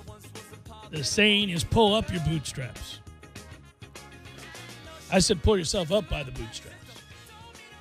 Just pull up your bootstraps. It's not pull yourself up by the bootstraps. Well, there are still straps on the boot, right? There are straps on the boots. For what? Is it for hanging up your boots so they can dry from being in the mud? Maybe that's what they're for. If you're a wrangler of sorts. Yeah. You've got your straps on your boots and you wrangle during the day. And then you come in after a long day of wrangling. You put them on the hook. And then you throw the strap over the hook and you go, all right, the boots are safe for now. They're on the hook. They're hanging by the bootstrap, and I'll wear them again tomorrow when I go out and wrangle. That seems like the right answer. But you can pull up your bootstraps like it's time to get to work. So you're not really pulling yourself up. Maybe I just made that up. I butchered that. That was never said before. I think that's I've heard people say. Yes, they have. They've taken liberties with it, perhaps. Matthew might know. Maybe he's a wrangler of sorts, and he's like, look, man, I'm out here wrangling, and you're out here butchering the phrase, pull up your bootstraps. You're not taking my phrase. Or pull up your bootstraps. I don't know why, but I like it. Always have. Got to pull yourself up by the bootstraps. You fall on the ground and you reach for that bootstrap and you go, all right. But what if doesn't do you much good. I thought maybe one was you'd raise your leg out of like quicksand and you grab the bootstrap and I'm pulling myself out. Well, quicksand isn't real, man. No, it's not real. We figured that out. We're learning all kinds of things on the Jeff Cameron Show and then passing on that knowledge to you. And it's why this show is growing so rapidly. You're perhaps in the car and you think, he's going to talk to me about spring football. But instead, we're kind of investigating the origins of pull up your bootstraps or pull yourself up by a bootstrap. Pull up the bootstraps. You can do it. We need a person saying it, and we need him to say it with like a Sam Shepard or you know what I mean? You need that voice. Yeah, see, so a lot of people have gotten this wrong with pull yourself up by your bootstraps because there's even on phrases.org. There's a site there. Is that right? Phrases.org. Yeah. There's a site for everything. And they don't know the origin. What is the origin of the phrase pull yourself up by your bootstraps? The origin of this descriptive phrase is not known. But that's on phrases.org. Well, good God, man. I'm going to be stuck going down a rabbit hole tonight of the Phrases website that you just referred to. You'll do this forevermore. We're always trying to figure these things out. All right. So, Sam Elliott is who I was thinking of, not Sam Shepard. You want Sam Elliott to say. Oh, absolutely. Yeah, you want Sam Elliott to say anything like, hey, good morning. That's like the tin cup whiskey guy, you know? Yeah. Tin cup whiskey. I can't go there. That's the best I can do. Yeah, no, you want Sam Elliott, not Sam Shepard. I said Sam Shepard, who is of course dead and died rather recently, 2017. Got any questions about who's alive or dead? I haven't. We haven't done this in a while. Yeah. Don't necessarily need to do it. Just wondering if you had any recent questions about this. How about Donald Sutherland? Alive. That's correct. I knew that one. Oh, if we're going to play the game like we're on a road trip, we can go back and forth and bore the hell out of everybody. But Donald Sutherland is alive. You know who else is alive? What's his name? Douglas. Kirk Douglas is dead. Kirk Douglas is dead. Or no, Kirk Douglas. Maybe Kirk Douglas himself? Himself is alive. Yeah. Who's the I always other got Douglas? him and Patrick Swayze confused. Who's the other Douglas? Michael Douglas' son. You know, Michael's probably in more peril than Kirk. Michael's had a tough go. Yes. He's on a very successful TV show currently, or Netflix show. But what that said, Kirk Douglas is still alive. Is he really? I'm not wrong about that. He is still alive. He's 100. Huh. He's still alive. Dick Van Dyke is dead, though, right? No, I think Van Dyke's alive. Did he just die? I'm looking it up. I think he's alive. He is alive. Yeah. No, and he's doing well. And he's still spry. Like, if you hear him in an interview, he sounds just like he did when he had the television show, and he's funny. Oh, my God. He's 93. I don't know if he's funny, but he's still quick-witted. He's 93. Yeah. Just chilling in Malibu. I think he was in a play singing not all that long ago. Yeah. Florida State, by the way, I was looking at two things here. I was looking at numbers from the game last night, and it is correctly pointed out. Once again, I got to give credit to Rogner, who does these things for Tomahawk Nation, does a good job. But he noted that Bray was talking in the postgame about Florida State's ability to get offensive rebounds. And how many times have we had this conversation, right? We grabbed 39% of our misses last night. Did you know that? This is a regular thing here where we're 32nd out of 353 Division I teams as far as offensive, Florida State's offense. Is in the top 90%, top 10% because of our ability to get offensive rebounds over and over and over and over again. It's amazing. And that's where, even though we fought back and got it to a close margin, and largely by outside shooting and David Nichols, that's why North Carolina was such a problem, because they shut it down on the glass. And it's hard to do that to us. But we had a really tough time inside. I think the final margin was maybe 12, plus 12 for North Carolina. And so when you can't operate offensively in the paint to shoot, and then you don't get second chances, that's a little rough. But we hardly have been tuned up in that regard. In fact, one of the more impressive efforts came just recently against Clemson, where we took them to task up there at the Little John along the glass. I thought we did a much better job on the defensive side, and we have been doing that since we hosted Georgia Tech a few weeks back. These are the kinds of things that when you get to the NCAA tournament, aid your ability to overcome nerves, because you give yourself so many second chance opportunities. You get a foul, you go to the line. You create so many problems when you get the extra possessions. And, even Louisville, where we didn't do it because of offensive rebounds, we were able to create steals. We were able to just fight and do really scrap and claw for those extra possessions. That was rather remarkable. We did also offensive rebound, but there were other factors that led to it. Getting in the passing lanes was a big part of it.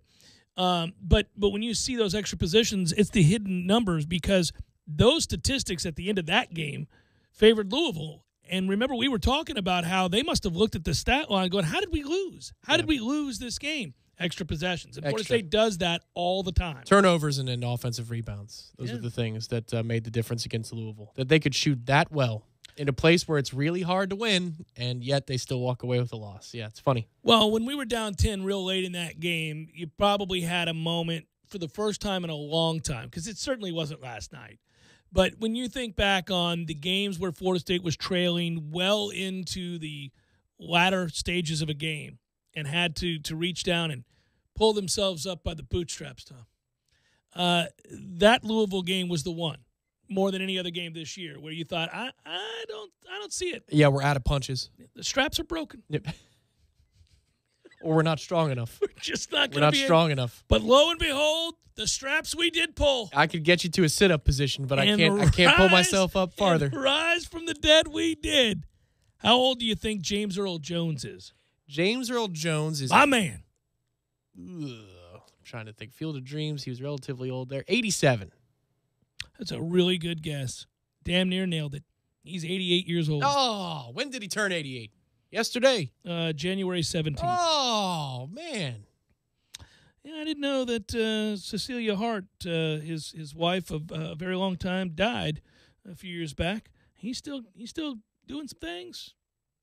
If I was Star Wars, I'd get every word in the lexicon. I'd just have them read every word so that whenever they do can piece together the a Darth Vader spinoff, there'd be no emotion. It'd just be the word "and." The Death Star. Right. It's just, you have to stay at the same level all the time, James. Is fully operational. Yeah. I know why you're doing this. We're paying you well. Just read. Your legacy is fixed, man. Yeah, 88. Got them Vader dollars. Wow. James has got money for days. It's Jeff Cameron Show, 97.9 ESPN Radio. Sorry, boys, I did not have time to pack. We got this. It's right here, guys. We got this. I thought I could handle it. We got this. Moving doesn't have to be a hassle. Call us first at 2 Men and a Truck. No matter the move, home or business, we'll make it a smooth one. I forgot something. We got this. Site financing opportunities too. The Tallahassee Regional Boat Show, March 1st through 3rd at the North Florida Fairgrounds. And the admission and parking is free. College basketball is in full swing, and so is the fun and games at Pockets Pool and Pub. Follow your favorite team throughout the season on any of their 25 TVs. Enjoy game day drink specials featuring domestic pitchers for $9. Pockets has a full bar and locally brewed craft beers, the biggest wings in town, and a brand new menu. If you're looking for something different, visit Sharky's Lounge, the new non-smoking lounge next to Pockets. Pockets Pool and Pub, full bar, lots of TVs, and more. 2810 Share Road, or call them at 385-7665. Hi, this is David. Listen up. Deep South Kawasaki in Thomasville has excess 2019 side-by-side inventory, and it must go. Deep South Kawasaki is currently offering a 2019 Mule SX 4x4 for only $67.99. That's $700 less than the original MSRP of $74.99. Yes, that's right. Only $67.99 for a 2019 Mule SX 4x4. Supplies are limited, so don't miss out. Deep South Kawasaki is located on US 19 South in Thomasville. This is the story of a very special woman. Just a few knew about her superpowers. In a matter of seconds, she turned herself into a great mathematician. She masqueraded as a regular person at work, but as a superhero at home. Everyone knows her as Gabriella. I still call her Mom. Your hero needs you now, and AARP is here to help. Find the care guides you need to help, complete with tips and resources at aarp.org/caregiving. Brought to you by AARP and the Ad Council. O'Reilly. Improve visibility and save $8 instantly when you replace your worn wiper blades with a pair of Bosch Icon wiper blades at O'Reilly Auto Parts. Get premium blades that ensure clear vision, plus earn double points on this purchase during O Rewards Member Appreciation Month at O'Reilly Auto Parts. Better parts, better prices every day. Limits apply. See store for details. O'Reilly Auto Parts. Just like football, when it comes to the court of law, you're going to need a solid defense. I'm Michael D. Blank, attorney with the Law Office of Jose Fernandez in Tallahassee. At the Law Office of Jose Fernandez, there is never an upfront fee, and if we don't recover, then you don't pay anything. Our team is dedicated to handling all types of accident, injury, negligence, malpractice, and wrongful death cases. If you're unable to come to us, we can come to you day or night. Call us now, 855-HOSE-305, for your free consultation today. The Law Office of Jose Fernandez. We don't get paid until you do. Offices, Tallahassee, Miami. JRFinjury.com. Go Noles. Spring is coming, so don't let your lawn care to-do list get the best of you. At Land Care Equipment Sales and Service in Tallahassee, see all the amazing committed-to-the-cut grasshopper mowers, featuring best-in-class, built-to-outlast, true zero-turn mowing. Free up more of your time using your grasshopper for year-round lawn maintenance, from mowing to mulching and everything in between. So whether you're a pro or just want to mow like one, make your next mower a grasshopper. See them at 4211 Capitol Circle Northwest, or check them out at lawnmowerdealer.net. Me and my friends always went to Whataburger freshman year. We realized that we were having a lot of fun, and so we started putting out flyers saying Whataburger Social, and it just took off from there and started getting really big. One of the weeks we got up to 65 people. We definitely have a lot of people that order the honey barbecue chicken strip sandwich, hearty chicken strips, Texas toast, the barbecue sauce pouring off the sides, cheese melts on top, delicious. The honey barbecue chicken strip sandwich, that's my all-time favorite. ESPN Radio Sports Center. I'm Christine Lisi. At this hour, star third baseman Nolan Arenado will be hanging around Colorado for a while. ESPN's Jeff Passan reporting the four-time All-Star and six-time Gold Glove winner is finalizing an 8-year extension worth $260 million. The deal keeps him from reaching free agency next winter and has a player opt-out after the 2021 season. Only Diamondbacks starting pitcher Zach Greinke will have a higher average salary than Arenado. The Bryce Harper watch might be over soon. Teams in pursuit of Harper believe he'll make a decision by the end of the week where he's going to sign. Dodgers interested, but only with a short-term contract. Harper wants a long-term deal, which the Phillies are offering. Los Angeles, though, seems to check all the boxes for Harper, believes ESPN MLB analyst Mark Teixeira. Ultimately, the players have full control over their destiny. And if I'm looking at the Dodgers, you have Dodger Stadium, close to my home in Las Vegas. They've been to 2 straight World Series. That's position 1A if I'm Bryce Harper. Mark Teixeira on Golick and Wingo. Mets third baseman Todd Frazier injured his left oblique muscle at spring training and will return to New York for a cortisone injection. NFL Cowboys made their first offer to defensive end DeMarcus Lawrence, and Executive Vice President Stephen Jones hopeful the team can reach a long-term deal with him. Dallas has until March 5th to get a multi-year contract done with Lawrence before having to put the franchise tag on him. The team will meet with his agent later in the week. College basketball, Duke superstar freshman Zion Williamson out a second straight game tonight against number 20 Virginia Tech because of a mild knee sprain. 6:30 Eastern, ESPN Radio and the ESPN app, 7 Eastern on ESPN TV. Blue Devils are tied with North Carolina and Virginia for the lead in the ACC.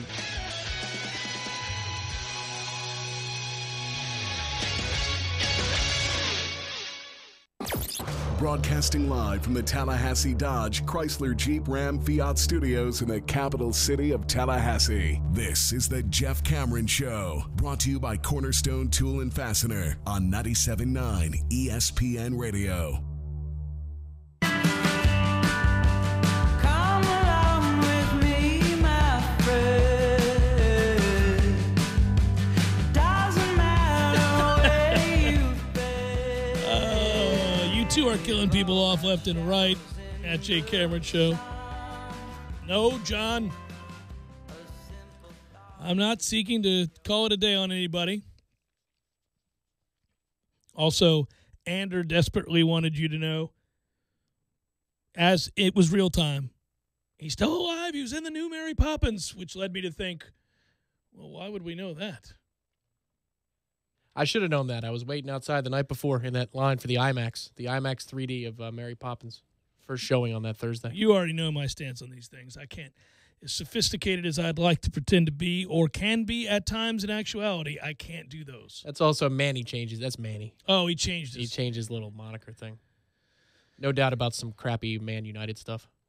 The Cowboys have suspended, the NFL has, Randy Gregory indefinitely because he again violated the league's substance abuse policy, the terms of the condition not announced by the league today. And I can still remember, I only bring this up because do you remember when that was going to happen, when he was going to be drafted? And at the time of the draft, he came out of Nebraska, and he had all kinds of problems.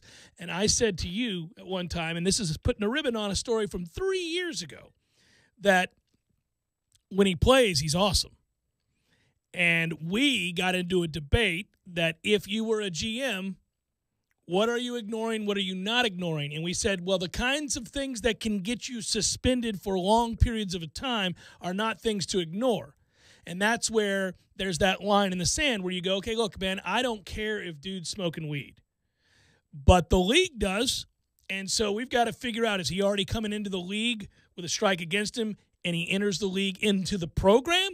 Or is he a guy that, all right, he's got a clean slate, maybe we get a couple of years out of him before the weed catches up to him? Or in his case, many people believe it's a little something more severe. It's like you're projecting, all right, so weed is a big part of his life. We've had private investigators look into this. We project about 20 games before he gets hit with a year-long suspension. All right, well, can you guys stomach 20 games? Is that enough? No? Okay. Well, we'll move him back to the 5th or 6th round. Because at the 6th round, 20 games is not so bad. Not so bad indeed. Now, he fell to the Cowboys all the way in the 2nd round of that draft because of a failed drug test at the Combine, which is this week, the Combine. What happened to Timmy Jernigan? Well, it happens all the time with guys. You're like, you're at the Combine, fellas. Timmy's like, I don't want to go play for a trash team. Man, you know what? I'm going to live it up in Indy. Fellas, you're at the Combine again. I hate to have to beat the drum here and stand on high. You're at the Combine. Slow your roll in the build-up to the Combine. It's okay. I'll make more money if we win more. I want to go to a better team. So they took a chance on him, even though he had some other issues above and beyond substance abuse. And you know what? It didn't work out. Well, at least not to the extent that they had hoped. But you know what I didn't know, and I was reading this today. Per the teams or the terms of the drug policy, because he's failed it before, he was tested 10 times a month last season. Wow. A month? Yeah. 10 times a month. Of the calendar year, or just the 4 months of the season? Per terms of the drug policy, Gregory was tested up to 10 times. Sorry. Okay. Up to 10 times a month last season. Okay. He was required to have meetings with the league's medical director. They went on to say that they were commending him for the job he did last year. But, he had come in there, hadn't played ball for a year after being previously suspended because of the drug situation, comes back, got tested up to 10 times a month in the season, was really productive. Man, if you can make it through a season, if you can make it through an entire season, one in which you are tested at times up to 10 times in a month, you've made it out the other side, big man. Come on. We got to get there. I'm assuming he's not addicted to heroin, something that has a major grip on you that a lot of people relapse with. I'm going to sound like Stephen A. Smith, but if this is just the weed, we've got to let it go. It's just weed. These are millions of dollars on the line, dude. Yeah, millions of dollars. Tells you how much he loves weed. Man. Might as well be smoking hundreds. Think about that, though. It's just, I'm not saying, again, I don't care. You want to smoke some weed, smoke some weed. But I'm just looking at it pragmatically. From what we've read about his background coming into the league, the problems he's had both at Nebraska and now in the league, doesn't appear that Randy's got a whole lot else going on in his life beyond football. Seems like football's the thing that's going to allow him to make it and buy more weed when it's all said and done. Later on, all kinds of weed, it's more like, than you could ever dream of. It's like layaway for a mountain of weed. That's what it is. You'd want to walk in and go, now listen, this may be too tempting to you, but here's the deal, my man. You like weed a lot, more than most. It's Cheech and Chong up in here with you every time I come in, but understand this. With a side of Snoop. Understand this. All of this goes away for good if you don't have money to get the weed, and you can't get that money unless you're playing football, because I'm not seeing, other streams of income heading your way anytime soon. So here's what we're going to do. We're going to buck up, soldier. I am on E-Trade. For another 2 to 3 years, because you're really productive on the football field. And then it's mountains of weed. It's you falling into baskets of weed. It's whatever you want to do. You go live in Breckenridge, man, and just have all the weeds you want. You're hacky-sacking with the best of them. You can roll on over to Asheville on your way to catch a flight to Breckenridge is right. It's good times, but not without the money that comes with playing football. I love this quote. Certainly he has some challenges. I don't think those things go away, so we're going to keep working and cheering for him. How hollow is that? We're cheering for you. Yeah. Thanks. What's the subtext? I don't I'm understand. done. I'm washing my hands of this. I can't do this. Well, he did go into, in all seriousness, all jokes aside, it appears he has a lot more problems, and this would make much more sense than just the weed, if you will, because he went into a rehabilitation home, he went into a sober living house for 6 months, he went into all kinds of places. So I think he's got a myriad of problems here. But originally, that first test and then the subsequent follow-up failure was for weed. And I thought, man, if all we're doing here is some weed, it's time to get a grip. They should test for cigarettes because that would be good for the role model, right? NFL players don't smoke cigarettes, kids. It's illegal in the game. I would guess that. Oh man, I don't know. That's it's fascinating. I don't think that. Unless you're a kicker, just go ahead. Do Smoke what you on the field. Actually, if you're a kicker, come out with a cigarette in your mouth. It'd be ideal, like in the movie. Yeah, the replacements. Yeah, Nigel. It'd be perfect. By the way, the only other bit of NFL news that doesn't involve the combine and what we're going to find out later in the week, which I'm excited about. And again, Charlie Campbell from Walter Football will join us on Thursday. Is the fact that they have once again been looking at, the competition committee has, changes to instant replay, which was the focus of, unfortunately, the postseason, certainly in the AFC Championship game. And we had this conversation time and again. Well, the NFC Championship game, sorry. Both really featured two pretty prominent plays. Well, there were a couple, yeah. So that said, the thought that might be the impetus for the change in the replay system, and it says, or so does the NFL Competition Committee, that the members there are saying it's unlikely changes will be made to the replay process. That bothers me more than the idea that, look, we're not going to make changes to the rule book, but we do want changes in the process. This could be streamlined. This could be made so much better. They don't want it to be better. They could have easily done it by now. I'm falling more and more in line with your conspiracy theory that they actually want these problems. We used to laugh. You would even chuckle as you uttered it. But I'm not so sure anymore. Yeah, there's no other explanation. Why would you just not make this an easier, more streamlined approach to using replay if you're going to keep replay? Once Goodell's brother wasn't selling them video booths anymore and they got the Microsoft contract, I ran out of reasons. There's just no reason. It shouldn't even be the official on the field. He just got done running gassers for the last 10 minutes, right? And you expect him to make a call on a 16-inch Microsoft Surface tablet. But that's what the new league is doing, right? They're trying new things for the NFL to learn from, where they can then call down and say, hey, here's the deal. This works. This doesn't work. We found a way to make this more efficient. And essentially they have an in case of emergency official. In case of drastic emergency, we can stop play for any reason at any time and get it right for everybody in America. So if you can do that, why not just do it? That's what I'm saying. Members of that competition committee spent the past 2 days discussing the present and future of replay in response to missed pass interference calls, in particular in the NFC Championship game. And Mr. Mara says this about that. It's possible the league's officiating department could change on-field mechanics to better guard against such misses, but added that it's unrealistic to expect results from expanded replay or the addition of an eighth official on site, which is what you and I have talked about. Quote, officials are human. They're going to miss calls from time to time. That's the very reason you have instant replay, dumbass. Because that's true. Yes, they are human, and they miss calls. And the replay is supposed to fix that. You know, Jeff, in a world where we have shot spot technology in tennis, I don't understand this. I knew the tennis shot spot would come up before the end of the segment. What a quote that is. Well, they're human beings. They're going to miss calls. Hence replay. Sorry, boys. I did not have time to pack. We got this. It's right here, guys. We got this. I thought I could handle it. We got this. Moving doesn't have to be a hassle. Call us first at 2 Men and a Truck. No matter the move, home or business, we'll make it a smooth one. I forgot something.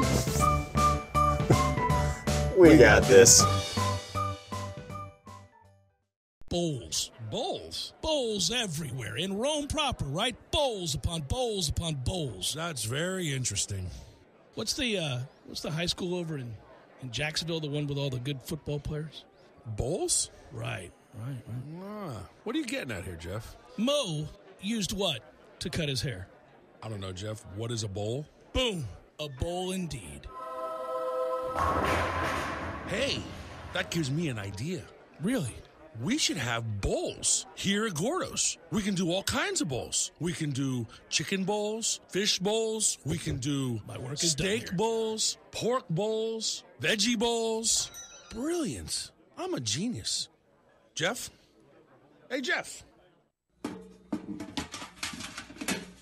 Okay, that ought to do it. Thanks, Jessica, for coming over and helping me declutter my home. You're welcome. That's what friends are for. Ooh, check it out. I found some loose change in this corner. That is the second time you have found some hidden treasures in my house. Do you know you can find savings in every corner of your home? Okay, I'm listening. You can find savings from the city of Tallahassee. With their 5% interest financing for more than 25 energy-efficient appliances, measures, and systems, you can get a loan for things like outdoor lighting, floor, ceiling, and wall insulation, Energy Star reflective roofing, and even things like gas ranges, fire logs, and grills. Wait, even on grills? I've been shopping around for a new gas grill. I had no idea, and with it getting even darker, I could use some outdoor lighting. It seems the City of Tallahassee's loan program may be the perfect solution. Well, just be sure and invite me over the next time you grill. Of course, that's what friends are for. Take advantage of the City of Tallahassee's loan program and save energy, water, and money. Visit talgov.com to learn more. That's talgov.com for more information. Games for Less, the only locally owned and operated gaming store in town, has Tallahassee's largest selection of new and used video games and game systems. The future of video gaming is at Games for Less, where they have both the PS4 and Xbox One. It's time to trade in your old systems and elevate your gaming experience now. Games for Less is also your headquarters for the best in retro gaming. It's Atari 2600, original Nintendo, Super NES, or Sega Genesis, you name it. They got it at Games for Less. Games for Less, the Super Walmart Shopping Center on Appalachia Parkway. Give them a call today at 850-219-3535. That's Games for Less. The madness is coming to the corner pocket. They're in trouble. Desperation. Yes! Choose the place with Tallahassee's best TVs. The Corner Pocket's Vegas Wall. 8 50-inch crystal clear flat screens. You won't miss a second of the action. Corner Pocket's your headquarters for the most watched sporting event in America. For the win! Good! A miracle! Delicious food, the best drink specials. Connect to their free Wi-Fi and keep up with your bracket. From the opening tip to the cutting of the nets. Come see why Tallahassee loves the Corner Pocket. Yes! Oh, my goodness! Hendrick.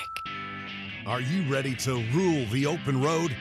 Dale Earnhardt Jr. Chevrolet has just what you need. Right now, get huge savings on the 2018 Silverado 1500 during the Silverado Sell Down Sales Event. So hurry in to shop our huge Silverado selection at Tallahassee's Chevy Truck Headquarters. Dale Earnhardt Jr. Chevy on West Tennessee or DaleJr.Chevy.com. Find new roads. You're locked in with the Jeff Cameron Show on 97.9 ESPN Radio.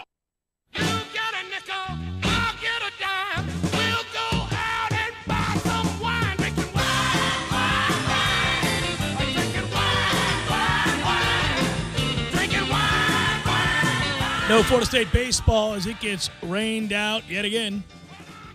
Weather for the weekend ain't looking good either locally. Nobody needs to hear that nonsense, Tom. You just crank that.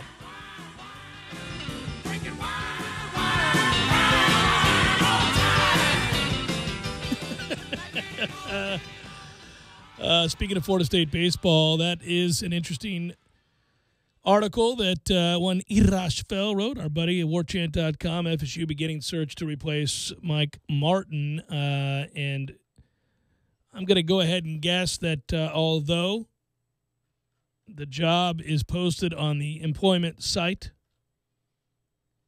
there are specific candidates, and it will be fascinating to see if there is any controversy surrounding this hire. What says you?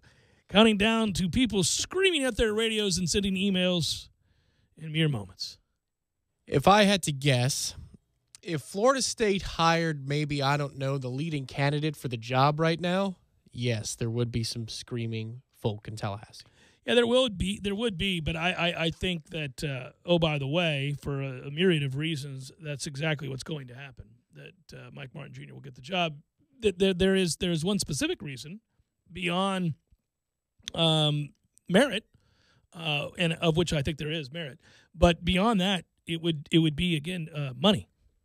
The answer is money. Yeah, usually an internal promotion means you don't have to pay as much as going out and getting somebody off of the market. In this case, that is very true. If they're employed somewhere else currently at the time, so you have to pry them away by throwing in Texas A&M's football, like for example, $75 overpaying somebody. Yeah, right. Yeah. No, this would be, I would think, again, a major factor in the process. Now, this is also an interesting quote from David Coburn. We have a lot of former players that are very, very interested in this job. They love this program, and they are interested in it, and that's a great thing. I will just say this. There are people in the baseball community that I know very well who are well-connected, and that is an understatement, meaning not my connections, meaning David Coburn's statement that there are a lot of ex-players that are very interested in this job, way more than I suspected. That is true. It also helps when it comes to negotiation time if, in fact, a promotion is the way they want to go. It's fascinating to me that some of the names that get thrown around out there are Doug Minkiewicz, for example. Jarrett's name is also out there for sure. There have been, David Ross's name was mentioned. Now, he's got a lot going on right now. Yeah, just a little bit. So it's not as if he would need that or that maybe he would even want that necessarily, but his name was out there. For me, I mean, listen, the bird in the hand has recruited for this program single-handedly for a lot of years and has produced with what he was tasked with, working on, which was the offense. I don't know. I mean, it seems like a qualified candidate to me if his name was anything but Mike Martin Jr. Yeah, well, by the way, this will be a talking point later on. We've got plenty of time for that for now. But yeah, you'll get everybody. And everybody does have an opinion on this, there's no doubt. Final hour forthcoming. Stay with. Sorry, boys, I did not have time to pack. We got this. It's right here, guys. We got this. I thought I could handle it. We got this. Moving doesn't have to be a hassle. Call us first at 2 Men and a Truck. No matter the move, home or business, we'll make it a smooth one. I forgot something. We got this. $1,000, and we'll put $1,000 over Kelley Blue Book on your trade. That's an additional $2,000 on Rogue, Altima, Murano, Maxima, Pathfinder, and Titan. And all Craft Nissans come with our exclusive and the only real lifetime warranty, good for unlimited time and unlimited miles at no extra cost. Plus a 24-month, 20,000-mile maintenance plan absolutely free. Worried about your credit? Not at Craft Nissan with our New For You program. Let us show you how 4 out of 5 people who thought they could never get a brand new car are driving home in a new Nissan from Craft. And finally, when you make your best deal, ask for me and I'll make it even better. I told you I need to sell 30 new Nissans by Thursday. And Craft Nissan is serious about saving you money. Craft Nissan on Mahan Drive between Academy Sports and Costco. With baseball season comes springtime weather in Tallahassee. And that means it's time to hang out at the Deck. That's right, the Deck Pizza Pub in downtown Tallahassee. Open in the old Po' Boys location off East College Avenue, the Deck Pizza Pub is your pregame headquarters before all the action on the court or on the diamond. Enjoy Tallahassee's best Neapolitan pizza, crafted inside an Italian-manufactured wood-fired oven that burns over 900 degrees. The Deck Pizza Pub also serves up signature cocktails and craft beer all day, and especially during their happy hour or Saturday brunch. From the folks who brought you Metro Deli, the Deck Pizza Pub is downtown Tallahassee's new favorite spot for pizza and refreshments. Order online today at deckpizzapub.com.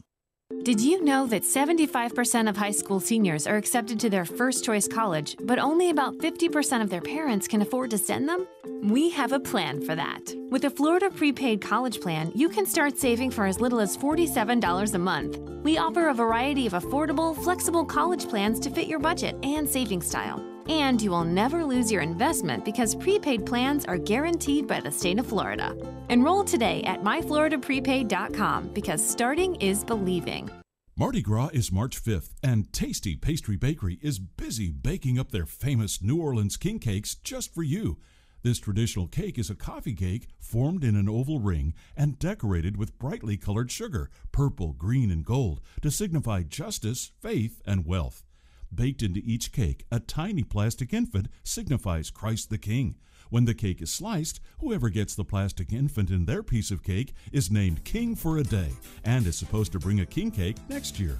Choose from an assortment of fillings: apple, cherry, blueberry, pineapple, raspberry, strawberry, or cream cheese. Get yours today. Tasty Pastry Bakery in the Market District on Market Street, 6:45 a.m. to 6 p.m. Monday through Friday. Online at tastypastrybakery.com.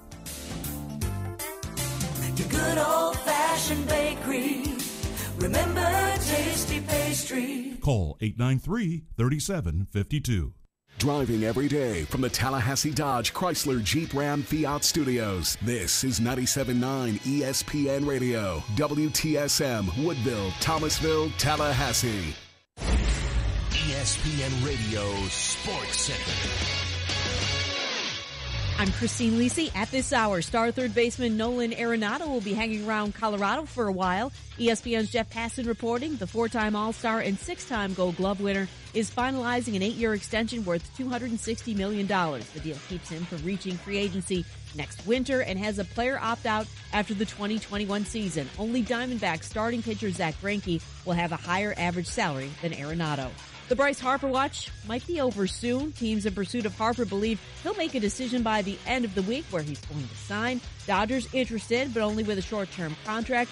Harper wants a long-term deal, which the Phillies are offering. Los Angeles, though, seems to check all the boxes for Harper, believes ESPN MLB analyst Mark Teixeira. Ultimately, the players have full control over their destiny. And if I'm looking at the Dodgers, you have Dodger Stadium, close to my home in Las Vegas. They've been to 2 straight World Series.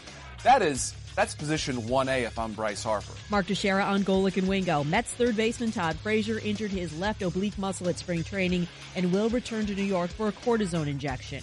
NFL Cowboys made their first offer to defensive end DeMarcus Lawrence, and Executive Vice President Stephen Jones hopeful the team can reach a long-term deal with him. Dallas has until March 5th to get a multi-year contract done with Lawrence before having to put the franchise tag on him. The team will meet with his agent later in the week. College basketball, Duke superstar freshman Zion Williamson out a second straight game tonight against number 20 Virginia Tech because of a mild knee sprain. 6:30 Eastern, ESPN Radio and the ESPN app, 7 Eastern on ESPN TV. Blue Devils are tied with North Carolina and Virginia for the lead in the ACC.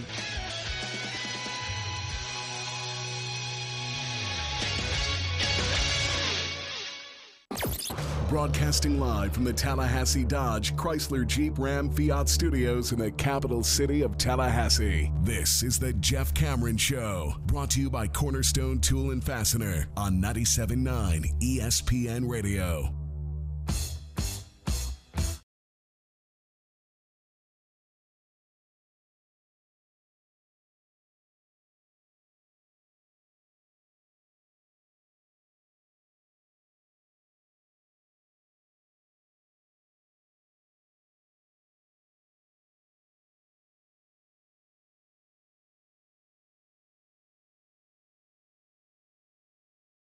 Final hour of the Jeff Cameron Show, at least for today. Thanks for tuning to it. Appreciate you. I'm Jeff. That's Tom. We're online, ESPNTallahassee.com. That's where you go to listen live via the streaming free. Always miss anything, go back, get caught up at your leisure. Hello, YouTubers. I hope you're well as well. Same for you, Periscopers, lest I forget. You can email us if you like, jcs at 979espnradio.com. Find us on Twitter at JCameronShow. WTSM app, good for mobile devices. The Noles won a basketball game. We've talked about it today, but I begin the hour recapping the things we've been talking about. This is one of those things as Florida State keeps on keeping on and got a hard-fought victory and in some ways very satisfying victory last night. Not the best we could play, that's for sure, but it's always nice to win games when you're not playing your best or when you're tired. Or when you're going through something. And as a team, as a program, there are parts of the season where you're going through something. Whether it's you've logged too many minutes, too many games in a short period of time. It could be injuries that you're battling through, whatever it might be. And I felt like Florida State kind of qualified for a lot of those things all at once, or a little portion from each category there as they entered the game last night. But it's another win, and again, I keep looking at big picture stuff. I've called it today quite a bit, a nice program win, and I think that's really what it is, as the Noles are now at a place where whether it's skill or depth of talent or mental toughness all come into play and are utilized in different ways, different nights, different games, different teams, different officials, different vibes in a crowd to overcome a particular opponent, and they do so now in a way. You know, it's funny when you get mad at people in this conference that are not named Florida State, right? Teams that you're tired of seeing towards the top. A lot of times you're looking at a team like Duke and you go, well, it must be nice to have a bunch of consensus All-Americans and guys who can get drafted in the first round, so that when Zion Williamson goes down, I just got to rely on these other 3 NBA stars, or 4 for that matter. But very 3, difficult. Very difficult. And you do that with North Carolina. You do that with certain programs that are of that ilk. This is not one of those. We're not able to do that. So the other programs that you grow to admire, even if you don't like the way they play the game, are like Virginia. They have a distinct style of play they force you into. They're wildly consistent, and they are going to enforce sort of their will, their way of playing a game, and it's aggravating. I don't like it. It's not a fun style of basketball, but it is something they've mastered, something they do really well, and they win because of it. They're not winning for the same reasons that Duke wins. or for the same reason that North Carolina wins. But they've become this thing, right? And I'm watching Florida State now each of these last 3 years, and we're becoming this sort of thing too. And what I like is we're not pinned down by a style. We're not pinned down by a type of player necessarily, save for one that buys in wholeheartedly as part of this collective, right? This 11 to 12 guys. This is the way Leonard wants it to be. And at varying points, it comes into play in different ways. It reveals itself, if you will. And so last night you saw that again. And I think, certainly it was a night to shine for Devin Vassell, who we both think very highly of, and I think his future is extremely bright. He's such a uniquely talented kid, and it's only going to get better for him. But last night was his turn. And, I think that the season has at various points revealed a different guy in a different spot, and all of it showcases Florida State's depth. It does, especially when you look at Kamigali last night. He's 3 of 11 from the field. He felt like he was more effective because of the fouls he drew, and he's always going to be imposing in the paint. But there were long stretches when he was on the court, and you thought, should we get Kamaje back in? Because Kamaje seems to be having a little bit more success around the rim than Fee on this night. Another concerning night for Phil Kofor, where he goes 0 for 4. He plays just the 15 minutes in this game, and that's on a night where Raekwon Gray was not available due to an injury. So you'd think you'd probably lean more on 0-0 than less in that type of moment. Could be a pain management situation on the quick turnaround. I'm guessing that's exactly what that is. But you have those things happen, then MJ Walker steps up. He goes 4 of 8 from the field. He has 9 points, and he hits quite a few big baskets, a lot of work around the rim that he did quite well. Big three. Yeah. And Vassell, of course, is the central figure. I also thought another gutsy effort out of Trent Forrest. Every single game is by definition with what he's going through, but he played more minutes and more tough minutes than I hoped he would have to.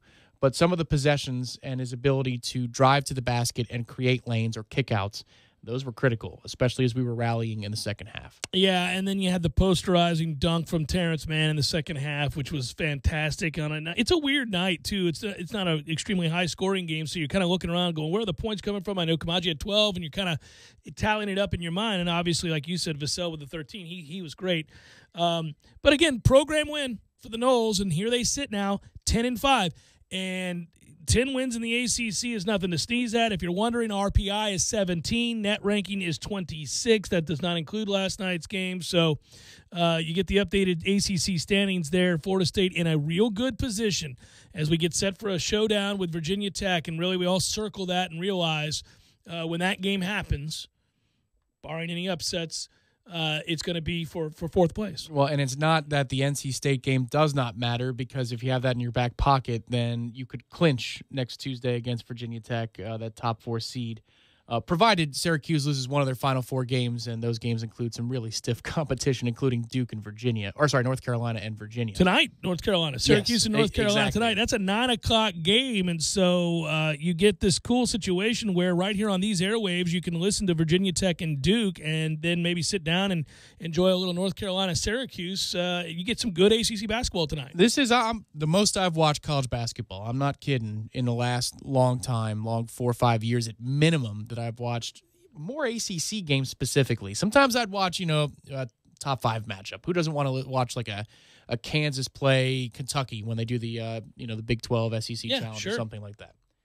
I'll sit down and I watched that terrible Louisville-Syracuse game last week. Well, one of the reasons that you're doing that is because we're in the mix for a top 4 seed, and we're obviously resting up now as we await North Carolina State to come in on Saturday. But I mean, it's one of those things where when you're in the hunt for something of significance, you're going to see how it's all playing out around you. When the games, forget which one it was, it might have been the Wake Forest game, but Clemson-Miami was on in the corner pocket, ESPN Tallahassee Executive Suite. Every time we went to the timeout, I was flocking to that screen because Miami was holding it down, and they ended up beating Clemson in that game.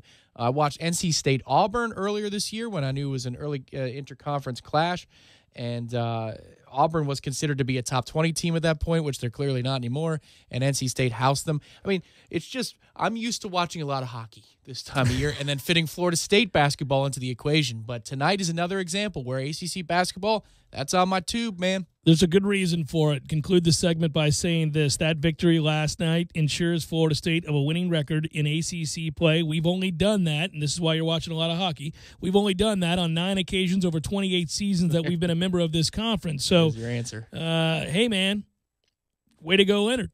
Did it through 2009 through 2012. Obviously did it in 2017, and we're doing it again this year. Remember, last year 9-9. So a winning record this year assured with last night's victory. It's the Jeff Cameron Show, 97.9 ESPN Radio. Sorry, boys, I did not have time to pack. We got this. It's right here, guys. We got this.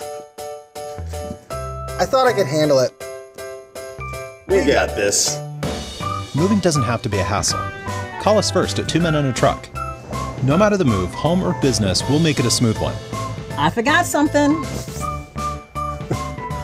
We got this.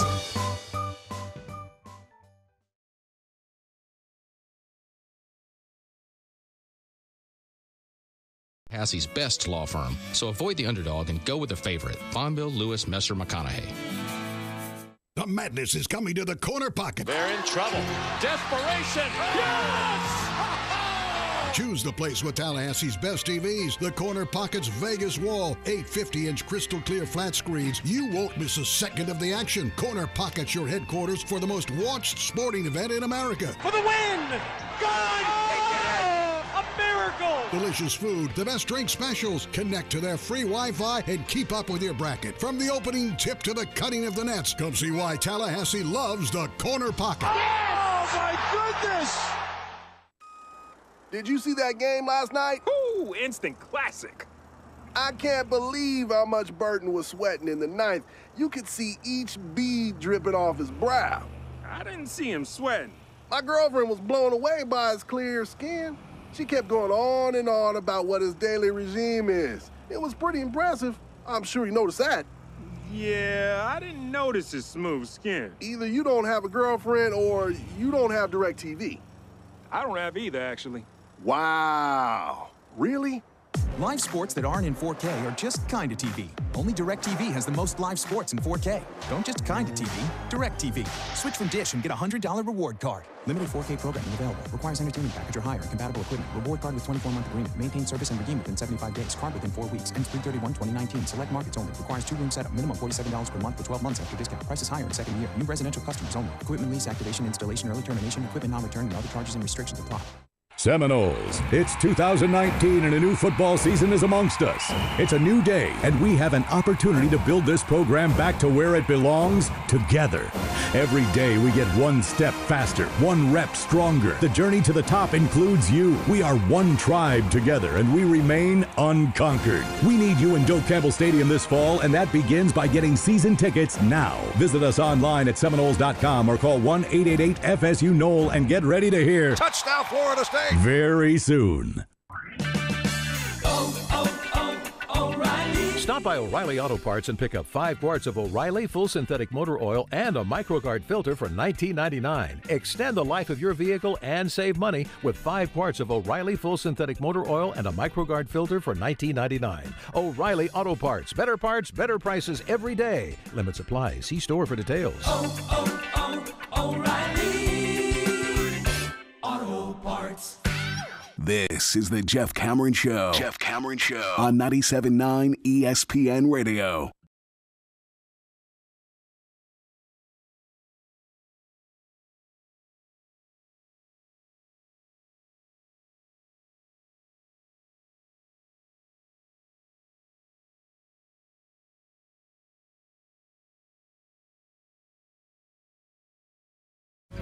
To the one and only Bobby Womack.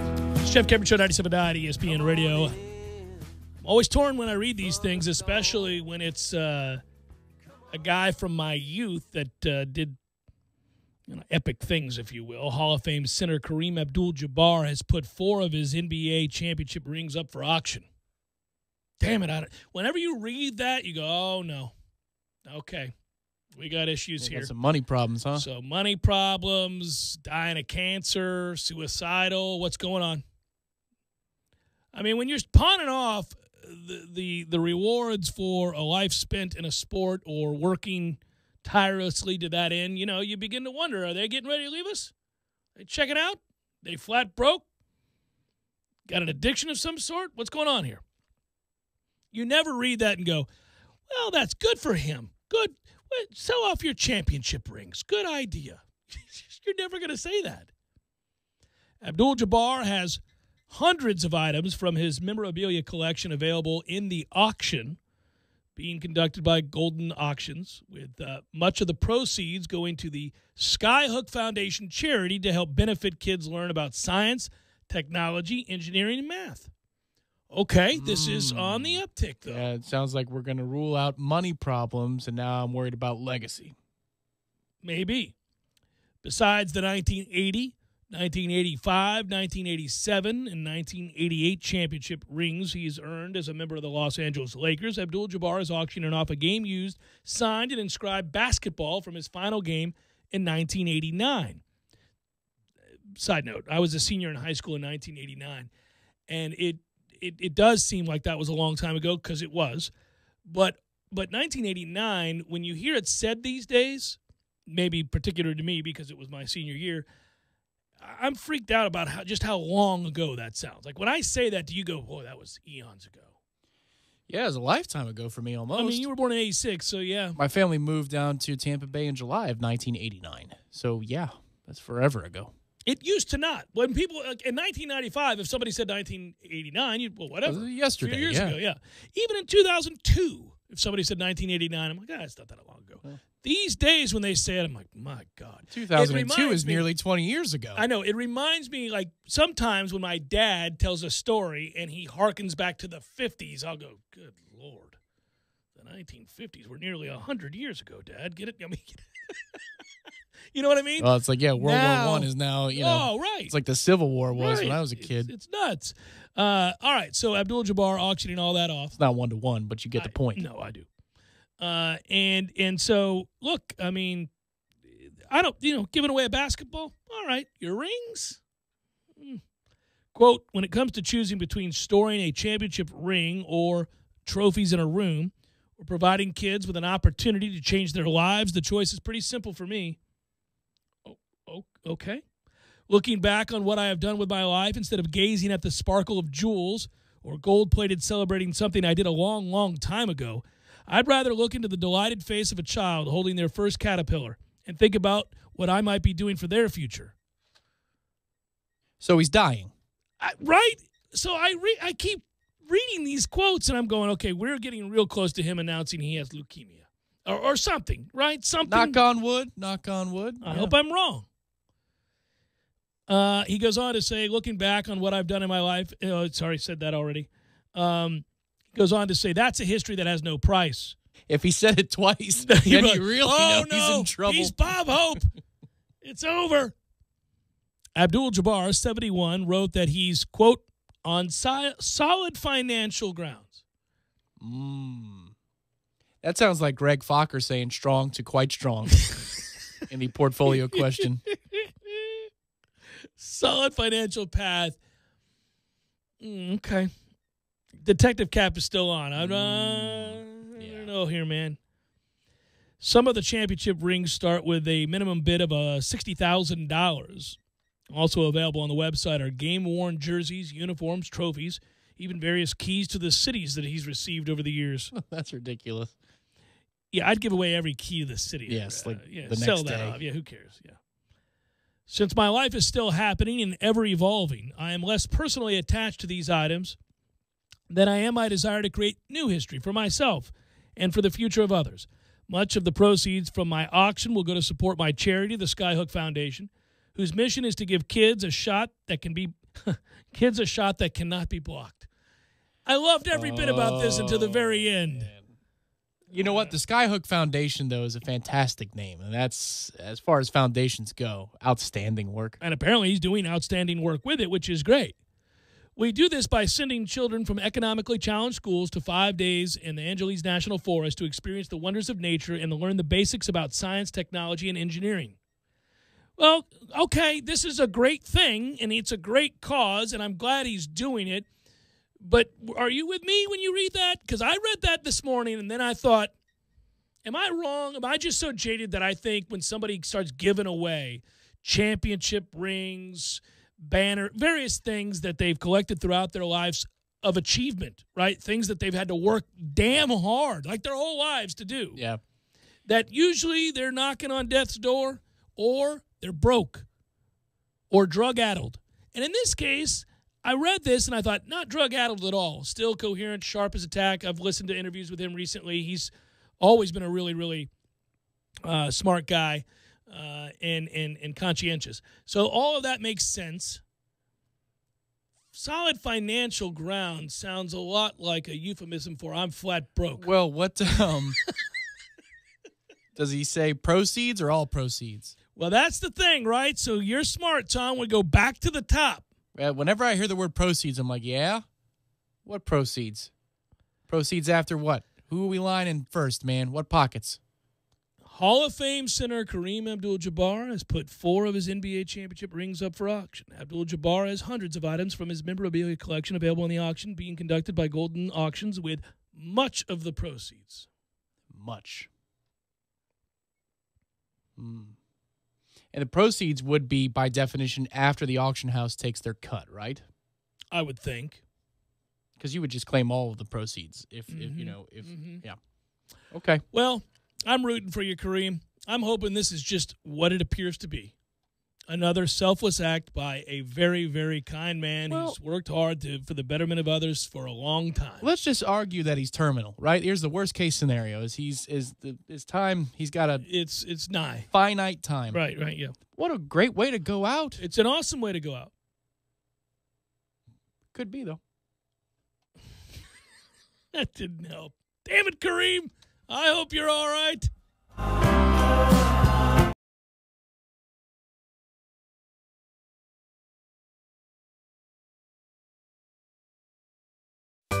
Sorry, boys, I did not have time to pack. We got this. It's right here, guys. We got this. I thought I could handle it. We got this. Moving doesn't have to be a hassle. Call us first at 2 Men and a Truck. No matter the move, home or business, we'll make it a smooth one. I forgot something. We got this.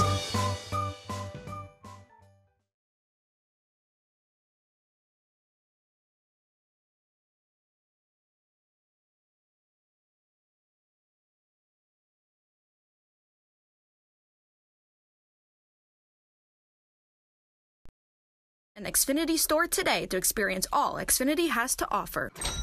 What's up, Eddie? What's up, Jeff? You know, buddy, that I like archaeology, right? Yeah. I'm quite an anarchist myself. Right. Well, anyhow, do you know what they find the world over when they excavate? You know the item they find the most of? I don't know, rocks? Freaking bowls. Bowls? Bowls everywhere. In Rome proper, right? Bowls upon bowls upon bowls. That's very interesting. What's the high school over in Jacksonville, the one with all the good football players? Bowls? Right. What are you getting at here, Jeff? Mo used what to cut his hair? I don't know, Jeff. What is a bowl? Boom. A bowl indeed. Hey, that gives me an idea. Really? We should have bowls here at Gordo's. We can do all kinds of bowls. We can do chicken bowls, fish bowls. We can do steak bowls, pork bowls, veggie bowls. Brilliant. I'm a genius. Jeff? Hey, Jeff. After 40 years as Florida State Baseball's head coach, Mike Martin Sr. is making this his final season. Join all of us here at Garnet and Gold as we celebrate the farewell tour for the winningest coach in college baseball history with limited edition commemorative baseballs, t-shirts, and caps in stock right now. And while you're here, check out Nike's hot new line of FSU baseball jerseys, tees, and ball caps. Garnet and Gold with 3 locations, West Pensacola Street, Collard, and Governor Square Boulevard. If you're a Seminole, we're your store. Shop local and go Noles. Don't miss the Tallahassee Regional Boat Show at the North Florida Fairgrounds, March 1st through March 3rd. The region's biggest dealers will display a huge selection of boats, all priced with huge discounts. The Tallahassee Regional Boat Show at the North Florida Fairgrounds, free admission and parking. March 1st through 3rd. Live life. Head on. take every shot. And when it comes to tax season, go for the win with Liberty Tax. Because while you do life, we do taxes. Bounce into a Liberty Tax by February 16th and we'll give you $50 cash for filing with us. Send in a friend, and when they complete their return, we'll give you another $50. Stop by today or visit LibertyTax.com. Liberty Tax. You do life, we do taxes. Located at 2210 North Monroe Street next to Chick-fil-A. Call 597-8248. ESPN Radio Sports Center. I'm Christine Lisi. At this hour, star third baseman Nolan Arenado will be hanging around Colorado for a while. ESPN's Jeff Passan reporting the four-time All-Star and six-time Gold Glove winner is finalizing an 8-year extension worth $260 million. The deal keeps him from reaching free agency next winter and has a player opt-out after the 2021 season. Only Diamondbacks starting pitcher Zach Greinke will have a higher average salary than Arenado. The Bryce Harper watch might be over soon. Teams in pursuit of Harper believe he'll make a decision by the end of the week where he's going to sign. Dodgers interested, but only with a short-term contract. Harper wants a long-term deal, which the Phillies are offering. Los Angeles, though, seems to check all the boxes for Harper, believes ESPN MLB analyst Mark Teixeira. Ultimately, the players have full control over their destiny. And if I'm looking at the Dodgers, you have Dodger Stadium, close to my home in Las Vegas. They've been to 2 straight World Series. That's position 1A if I'm Bryce Harper. Mark Teixeira on Golick and Wingo. Mets third baseman Todd Frazier injured his left oblique muscle at spring training and will return to New York for a cortisone injection. NFL Cowboys made their first offer to defensive end DeMarcus Lawrence, and Executive Vice President Stephen Jones hopeful the team can reach a long-term deal with him. Dallas has until March 5th to get a multi-year contract done with Lawrence before having to put the franchise tag on him. The team will meet with his agent later in the week. College basketball, Duke superstar freshman Zion Williamson out a second straight game tonight against number 20 Virginia Tech because of a mild knee sprain. 6:30 Eastern, ESPN Radio and the ESPN app, 7 Eastern on ESPN TV. Blue Devils are tied with North Carolina and Virginia for the lead in the ACC.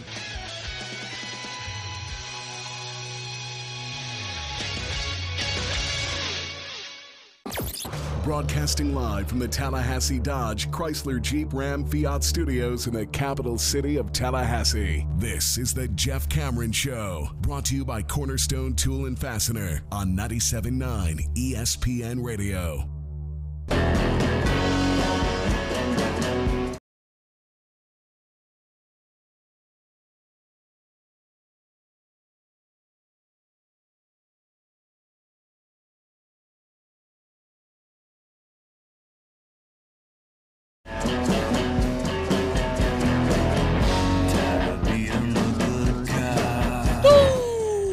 So,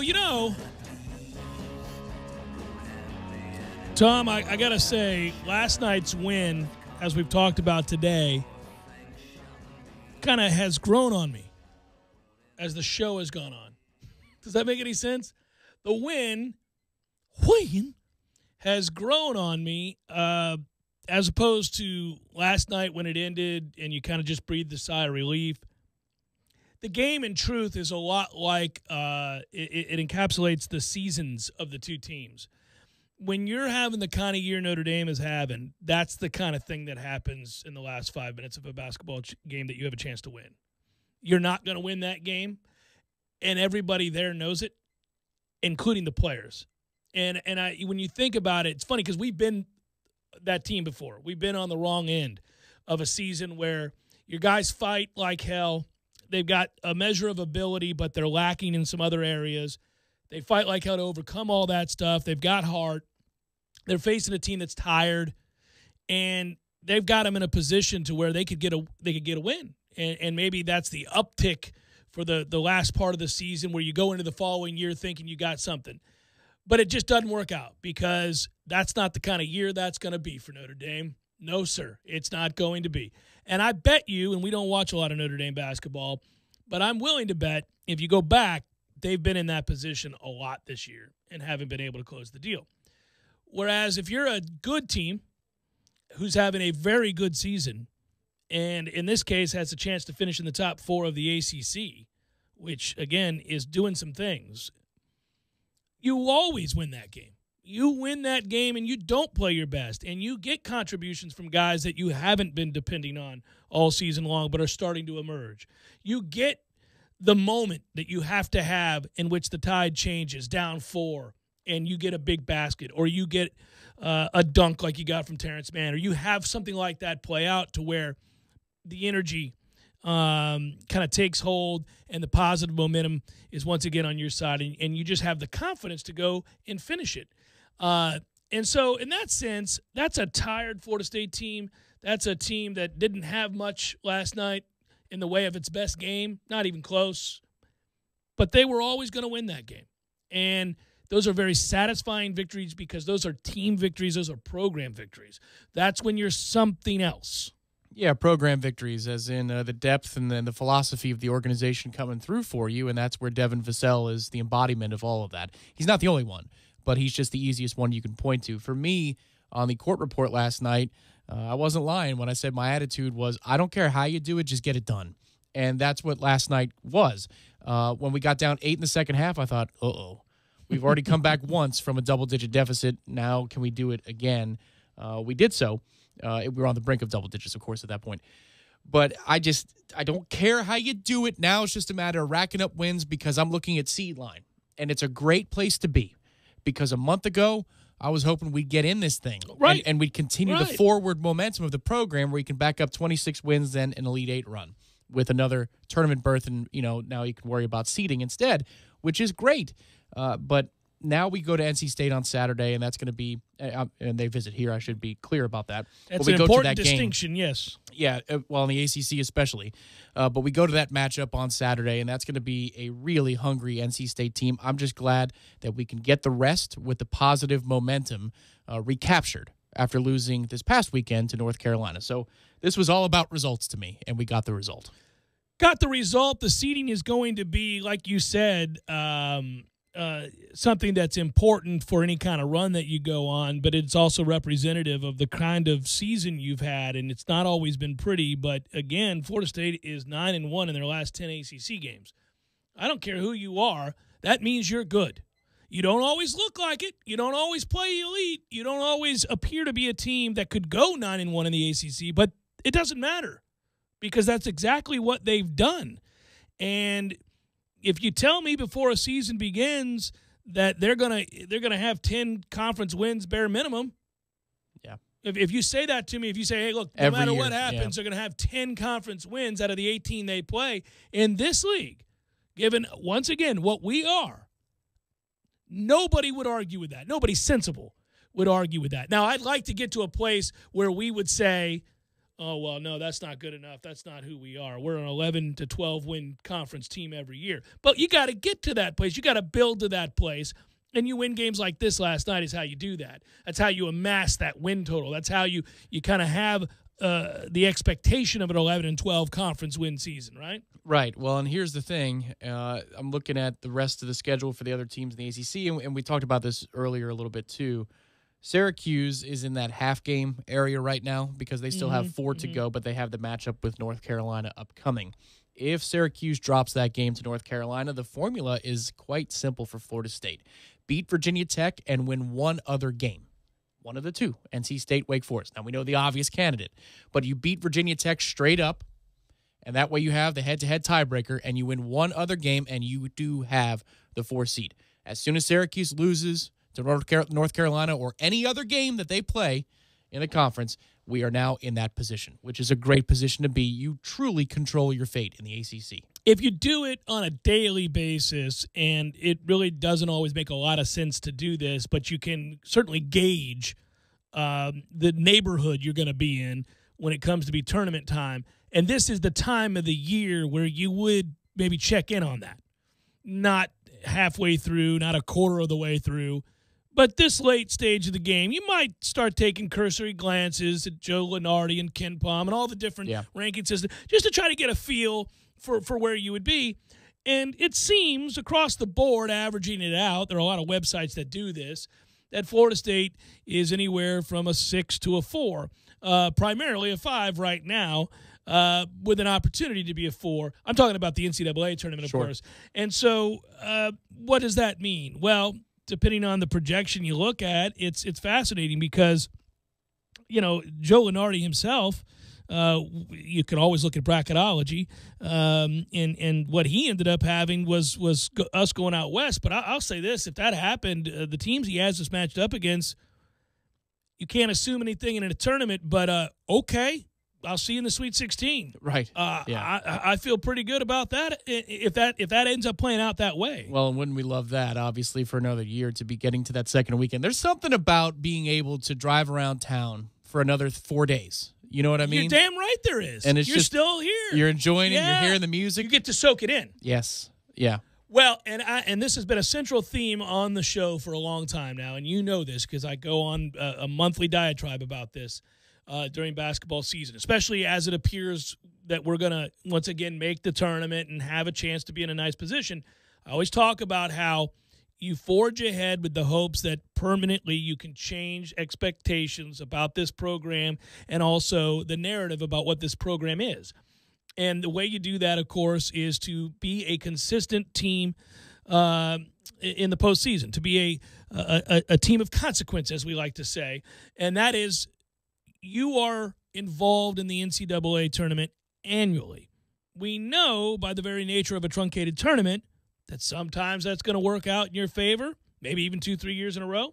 Sometimes you're going to be the recipient of an upset bid by some other hot team and your season's cut short in the tournament, much to your disappointment. But either way, every year you go, got to get there, right?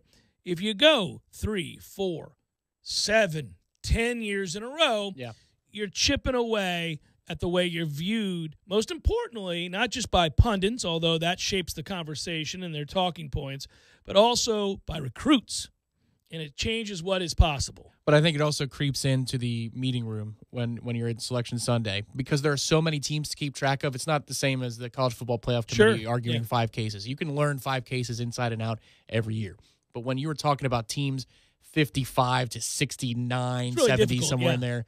I mean, and really, how much are you watching if you're the committee, all of those teams' games? Because you play so many more than you do college football. Sometimes I think human nature creeps in there, and you want to change what human nature says about Florida State, which is, they're a bona fide tournament team. Yeah, they're and when they get in, they go deep too. So I mean, we got to reward a team that obviously has shown in years past. Syracuse gets the benefit of that doubt. That's the exact team I'm thinking of when I'm saying this. Yeah. But the best thing, I haven't looked at it this way until I was just thinking through it. If you win on Saturday, right, you beat NC State, Tuesday's game is to clinch the top 4 seed. No matter what happens anywhere else, Tuesday's game is to clinch the top 4 seed if you beat NC State on Saturday. That's pretty awesome. Yeah, and I'm reflective now as I think back to the start of the season and what we had coming back and the areas we thought we had to shore up, some other areas that were unknowns, but certainly with all the experience, the idea that you could really make another deep run was pretty much the, I think, pervasive talking point of Florida State fans everywhere, which was that, look, I don't like that we had an offseason that saw us lose Obiagu, but I also know that this team has a ton of experience coming back, and these guys won big games. They were involved in really intense moments with a lot of pressure, a lot on the line, and they found a way to answer the bell each time, especially not just at the end of last year when you're thinking about the end of the regular season when there were no guarantees that they were going to go to the NCAA tournament as they were fighting their way to a 500 ACC record. But then, once they got in the tournament, they answered big time those challenges, including in a loss to Michigan, where despite that game being played in a way that favored Michigan across the board, ugly, they were right there with a chance to tie or take the lead in the waning moments. So it didn't happen for them, and they lost that game. But we saw they could play it a lot of different ways, and we knew that coming into this year that could only aid them. Well, what I couldn't have known was that they were going to have to overcome, once again, an awful lot of adversity due to injury this time around more than anything else. But that experience and that mental toughness gained from all of that certainly paid huge dividends. And last night is, again, what I said, sort of a microcosm of the season, right? That you don't always have your best stuff. You're not always at peak health. But you got to find a way to go out there and execute and win games, and this is a program win. Finding a way, it's a program win. Yes, you come back to that, and with Vassell, think about what this does for him. Well, and you forward. know I'm in love with that kid. I've been all year. So have I since non-conference season. It was like, there's your guy. There's something about the way he plays the game. He's got a whole lot of what for. But he's got instincts, too. Yes. He's got an understanding of spacing that you can't teach. And you can work around that. And I know Leonard has said repeatedly that it's not really the way they teach it, but he finds a way to get it done. Well, that's good. I'd rather have that and then build off of something, a characteristic like that, that's full of instinct. But then he's fearless in the big moments. And it's the back-to-back baskets, man. It's the put-back dunk followed by the three. Two different types of baskets that take two different kinds of toughness. He shows he has both. Does that mean that he's going to be a good player for us this year in the NCAA tournament? I don't know. We'll see if he even gets the minutes in the first place. But it's something that he can pull back to or draw from moving forward in his career because he did big buckets. He makes big buckets in the first and second half in a game we have to have an ACC play, which is a different animal than playing like Lipscomb or something in the beginning of the season. Listen, I wouldn't besmirch Lipscomb, but certainly I would say that it is a different animal. I just did. It absolutely is. Now, I would also say this.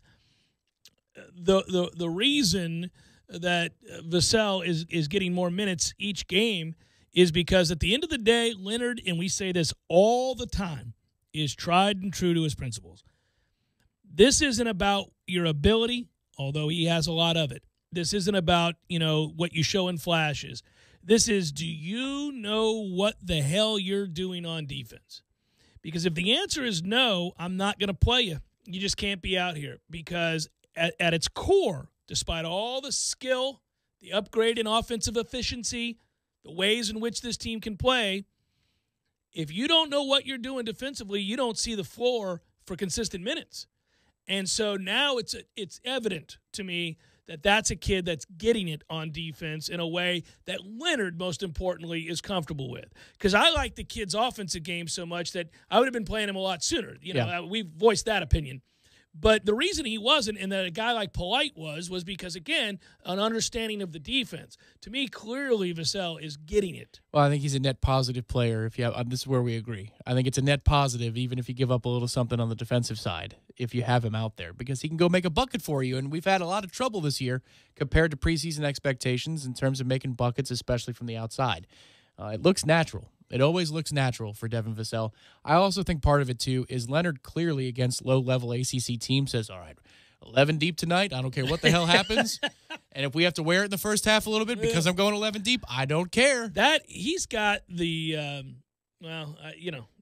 patience of Job. That's a better way of saying what I was going to say. Yeah. Because I think it takes a lot of guts to stand by that when there's so much on the line. He nearly earlier this year, as we've pointed out before a loss to Miami, doing all this. Which who knows where we go this season if we lose that game. But a willingness to push it to the brink, to say, you know what? I'm willing to accept the repercussions. I'm willing to accept the conclusion here if it's not what I wanted to see. You know what? I'm going to risk that because I've got something greater in mind, and we cannot get there unless we break down barriers and these guys figure out exactly what they are, and I, more importantly, figure out who they are. I mean, that's a hell of a thing. One of your favorite examples in the history of the show is Braveheart. The word hold. Yeah. And that's what he's doing. It's admirable. He's a 70-year-old man. He's been there, done that, seen some things. It's unbelievable patience. How old do you have to get before you go, what the hell do I care, though? I mean, No, but I don't think it's because he cares so much that he's willing to be that patient. That's the difference. And that's remarkable to me. I don't have it at 47. Not with my own kids, let alone somebody else's that I'm coaching. I would be like, I don't have it. I got to get there. Maybe that's a grandfatherly thing. We're like, it all comes out in the wash, son. It'll be okay. Grandparents just get sweet. It's very rare you hear somebody say, oh, my grandmother was, unless they had a crappy life. Yeah. Like they were raised in the Dust Bowl era or something, and they just had a tough go of it. It's possible. It's the Jeff Cameron Show, 97.9 Radio. Sorry, boys, I did not have time to pack. We got this. It's right here, guys. We got this. I thought I could handle it. We got this. moving doesn't have to be a hassle. Call us first at 2 Men and a Truck. No matter the move, home or business, we'll make it a smooth one. I forgot something. We got this.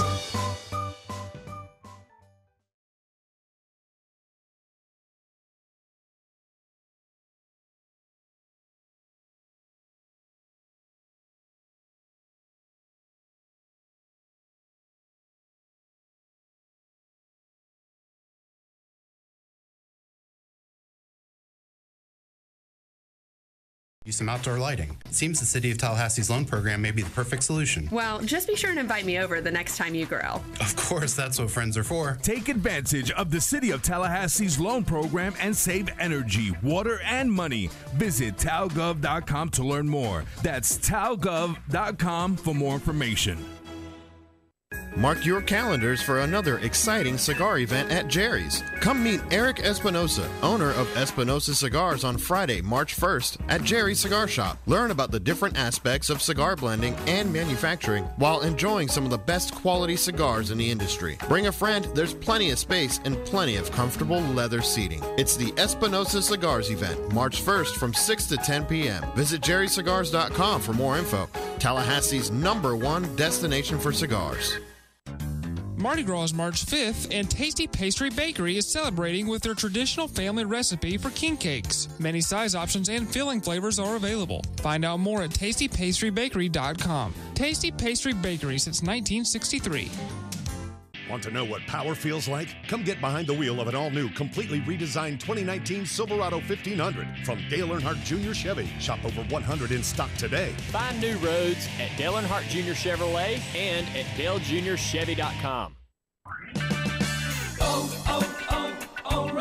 Improve visibility and save $8 instantly when you replace your worn wiper blades with a pair of Bosch Icon wiper blades at O'Reilly Auto Parts. Get premium blades that ensure clear vision, plus earn double points on this purchase during O Rewards Member Appreciation Month at O'Reilly Auto Parts. Better parts, better prices every day. Limits apply. See store for details. O'Reilly Auto Parts.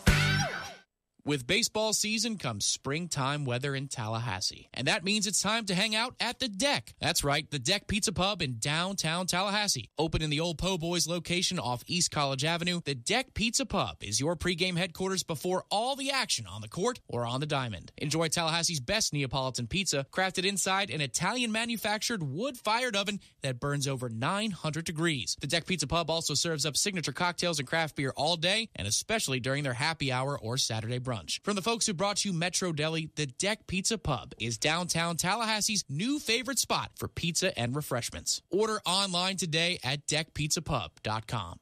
Did you know that 42% of parents lose sleep worrying about college costs? We have a plan for that. For 30 years, Florida Prepaid has helped more than 1 million families like yours save for college. No wonder it's the largest and most successful prepaid plan in the country. Prepaid open enrollment is happening now, so take the first step toward college savings for as little as $47 a month. Enroll today at myfloridaprepaid.com, because starting is believing. The Jeff Cameron Show is brought to you by Cornerstone Tool and Fastener. Big store pricing with local service. Online at ctf.nu.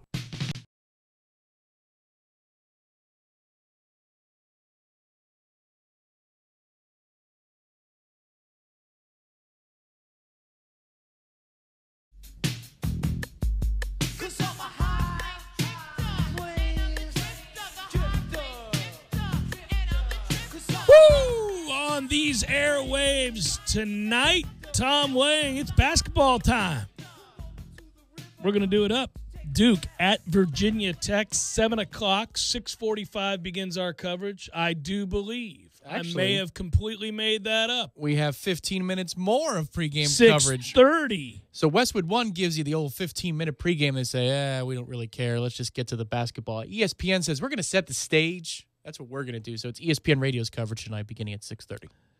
That's too long a pregame show for a regular season Duke-Virginia Tech matchup. But what I'm telling you is the way they do this is they pivot from that game and they give you the big picture. And so there will be plenty of talk, I bet, about one Florida State and their victory last night, right. which means that's why you got to tune in right at 6:30. Yes, sir. I think that's exactly right. See how I did that there? And so Virginia Tech, even if they lose tonight, they'd still be in play for the top 4 seed because the head-to-head with us is massive. No matter what happens between now and then, that game is critical a week from tonight right here in Tallahassee.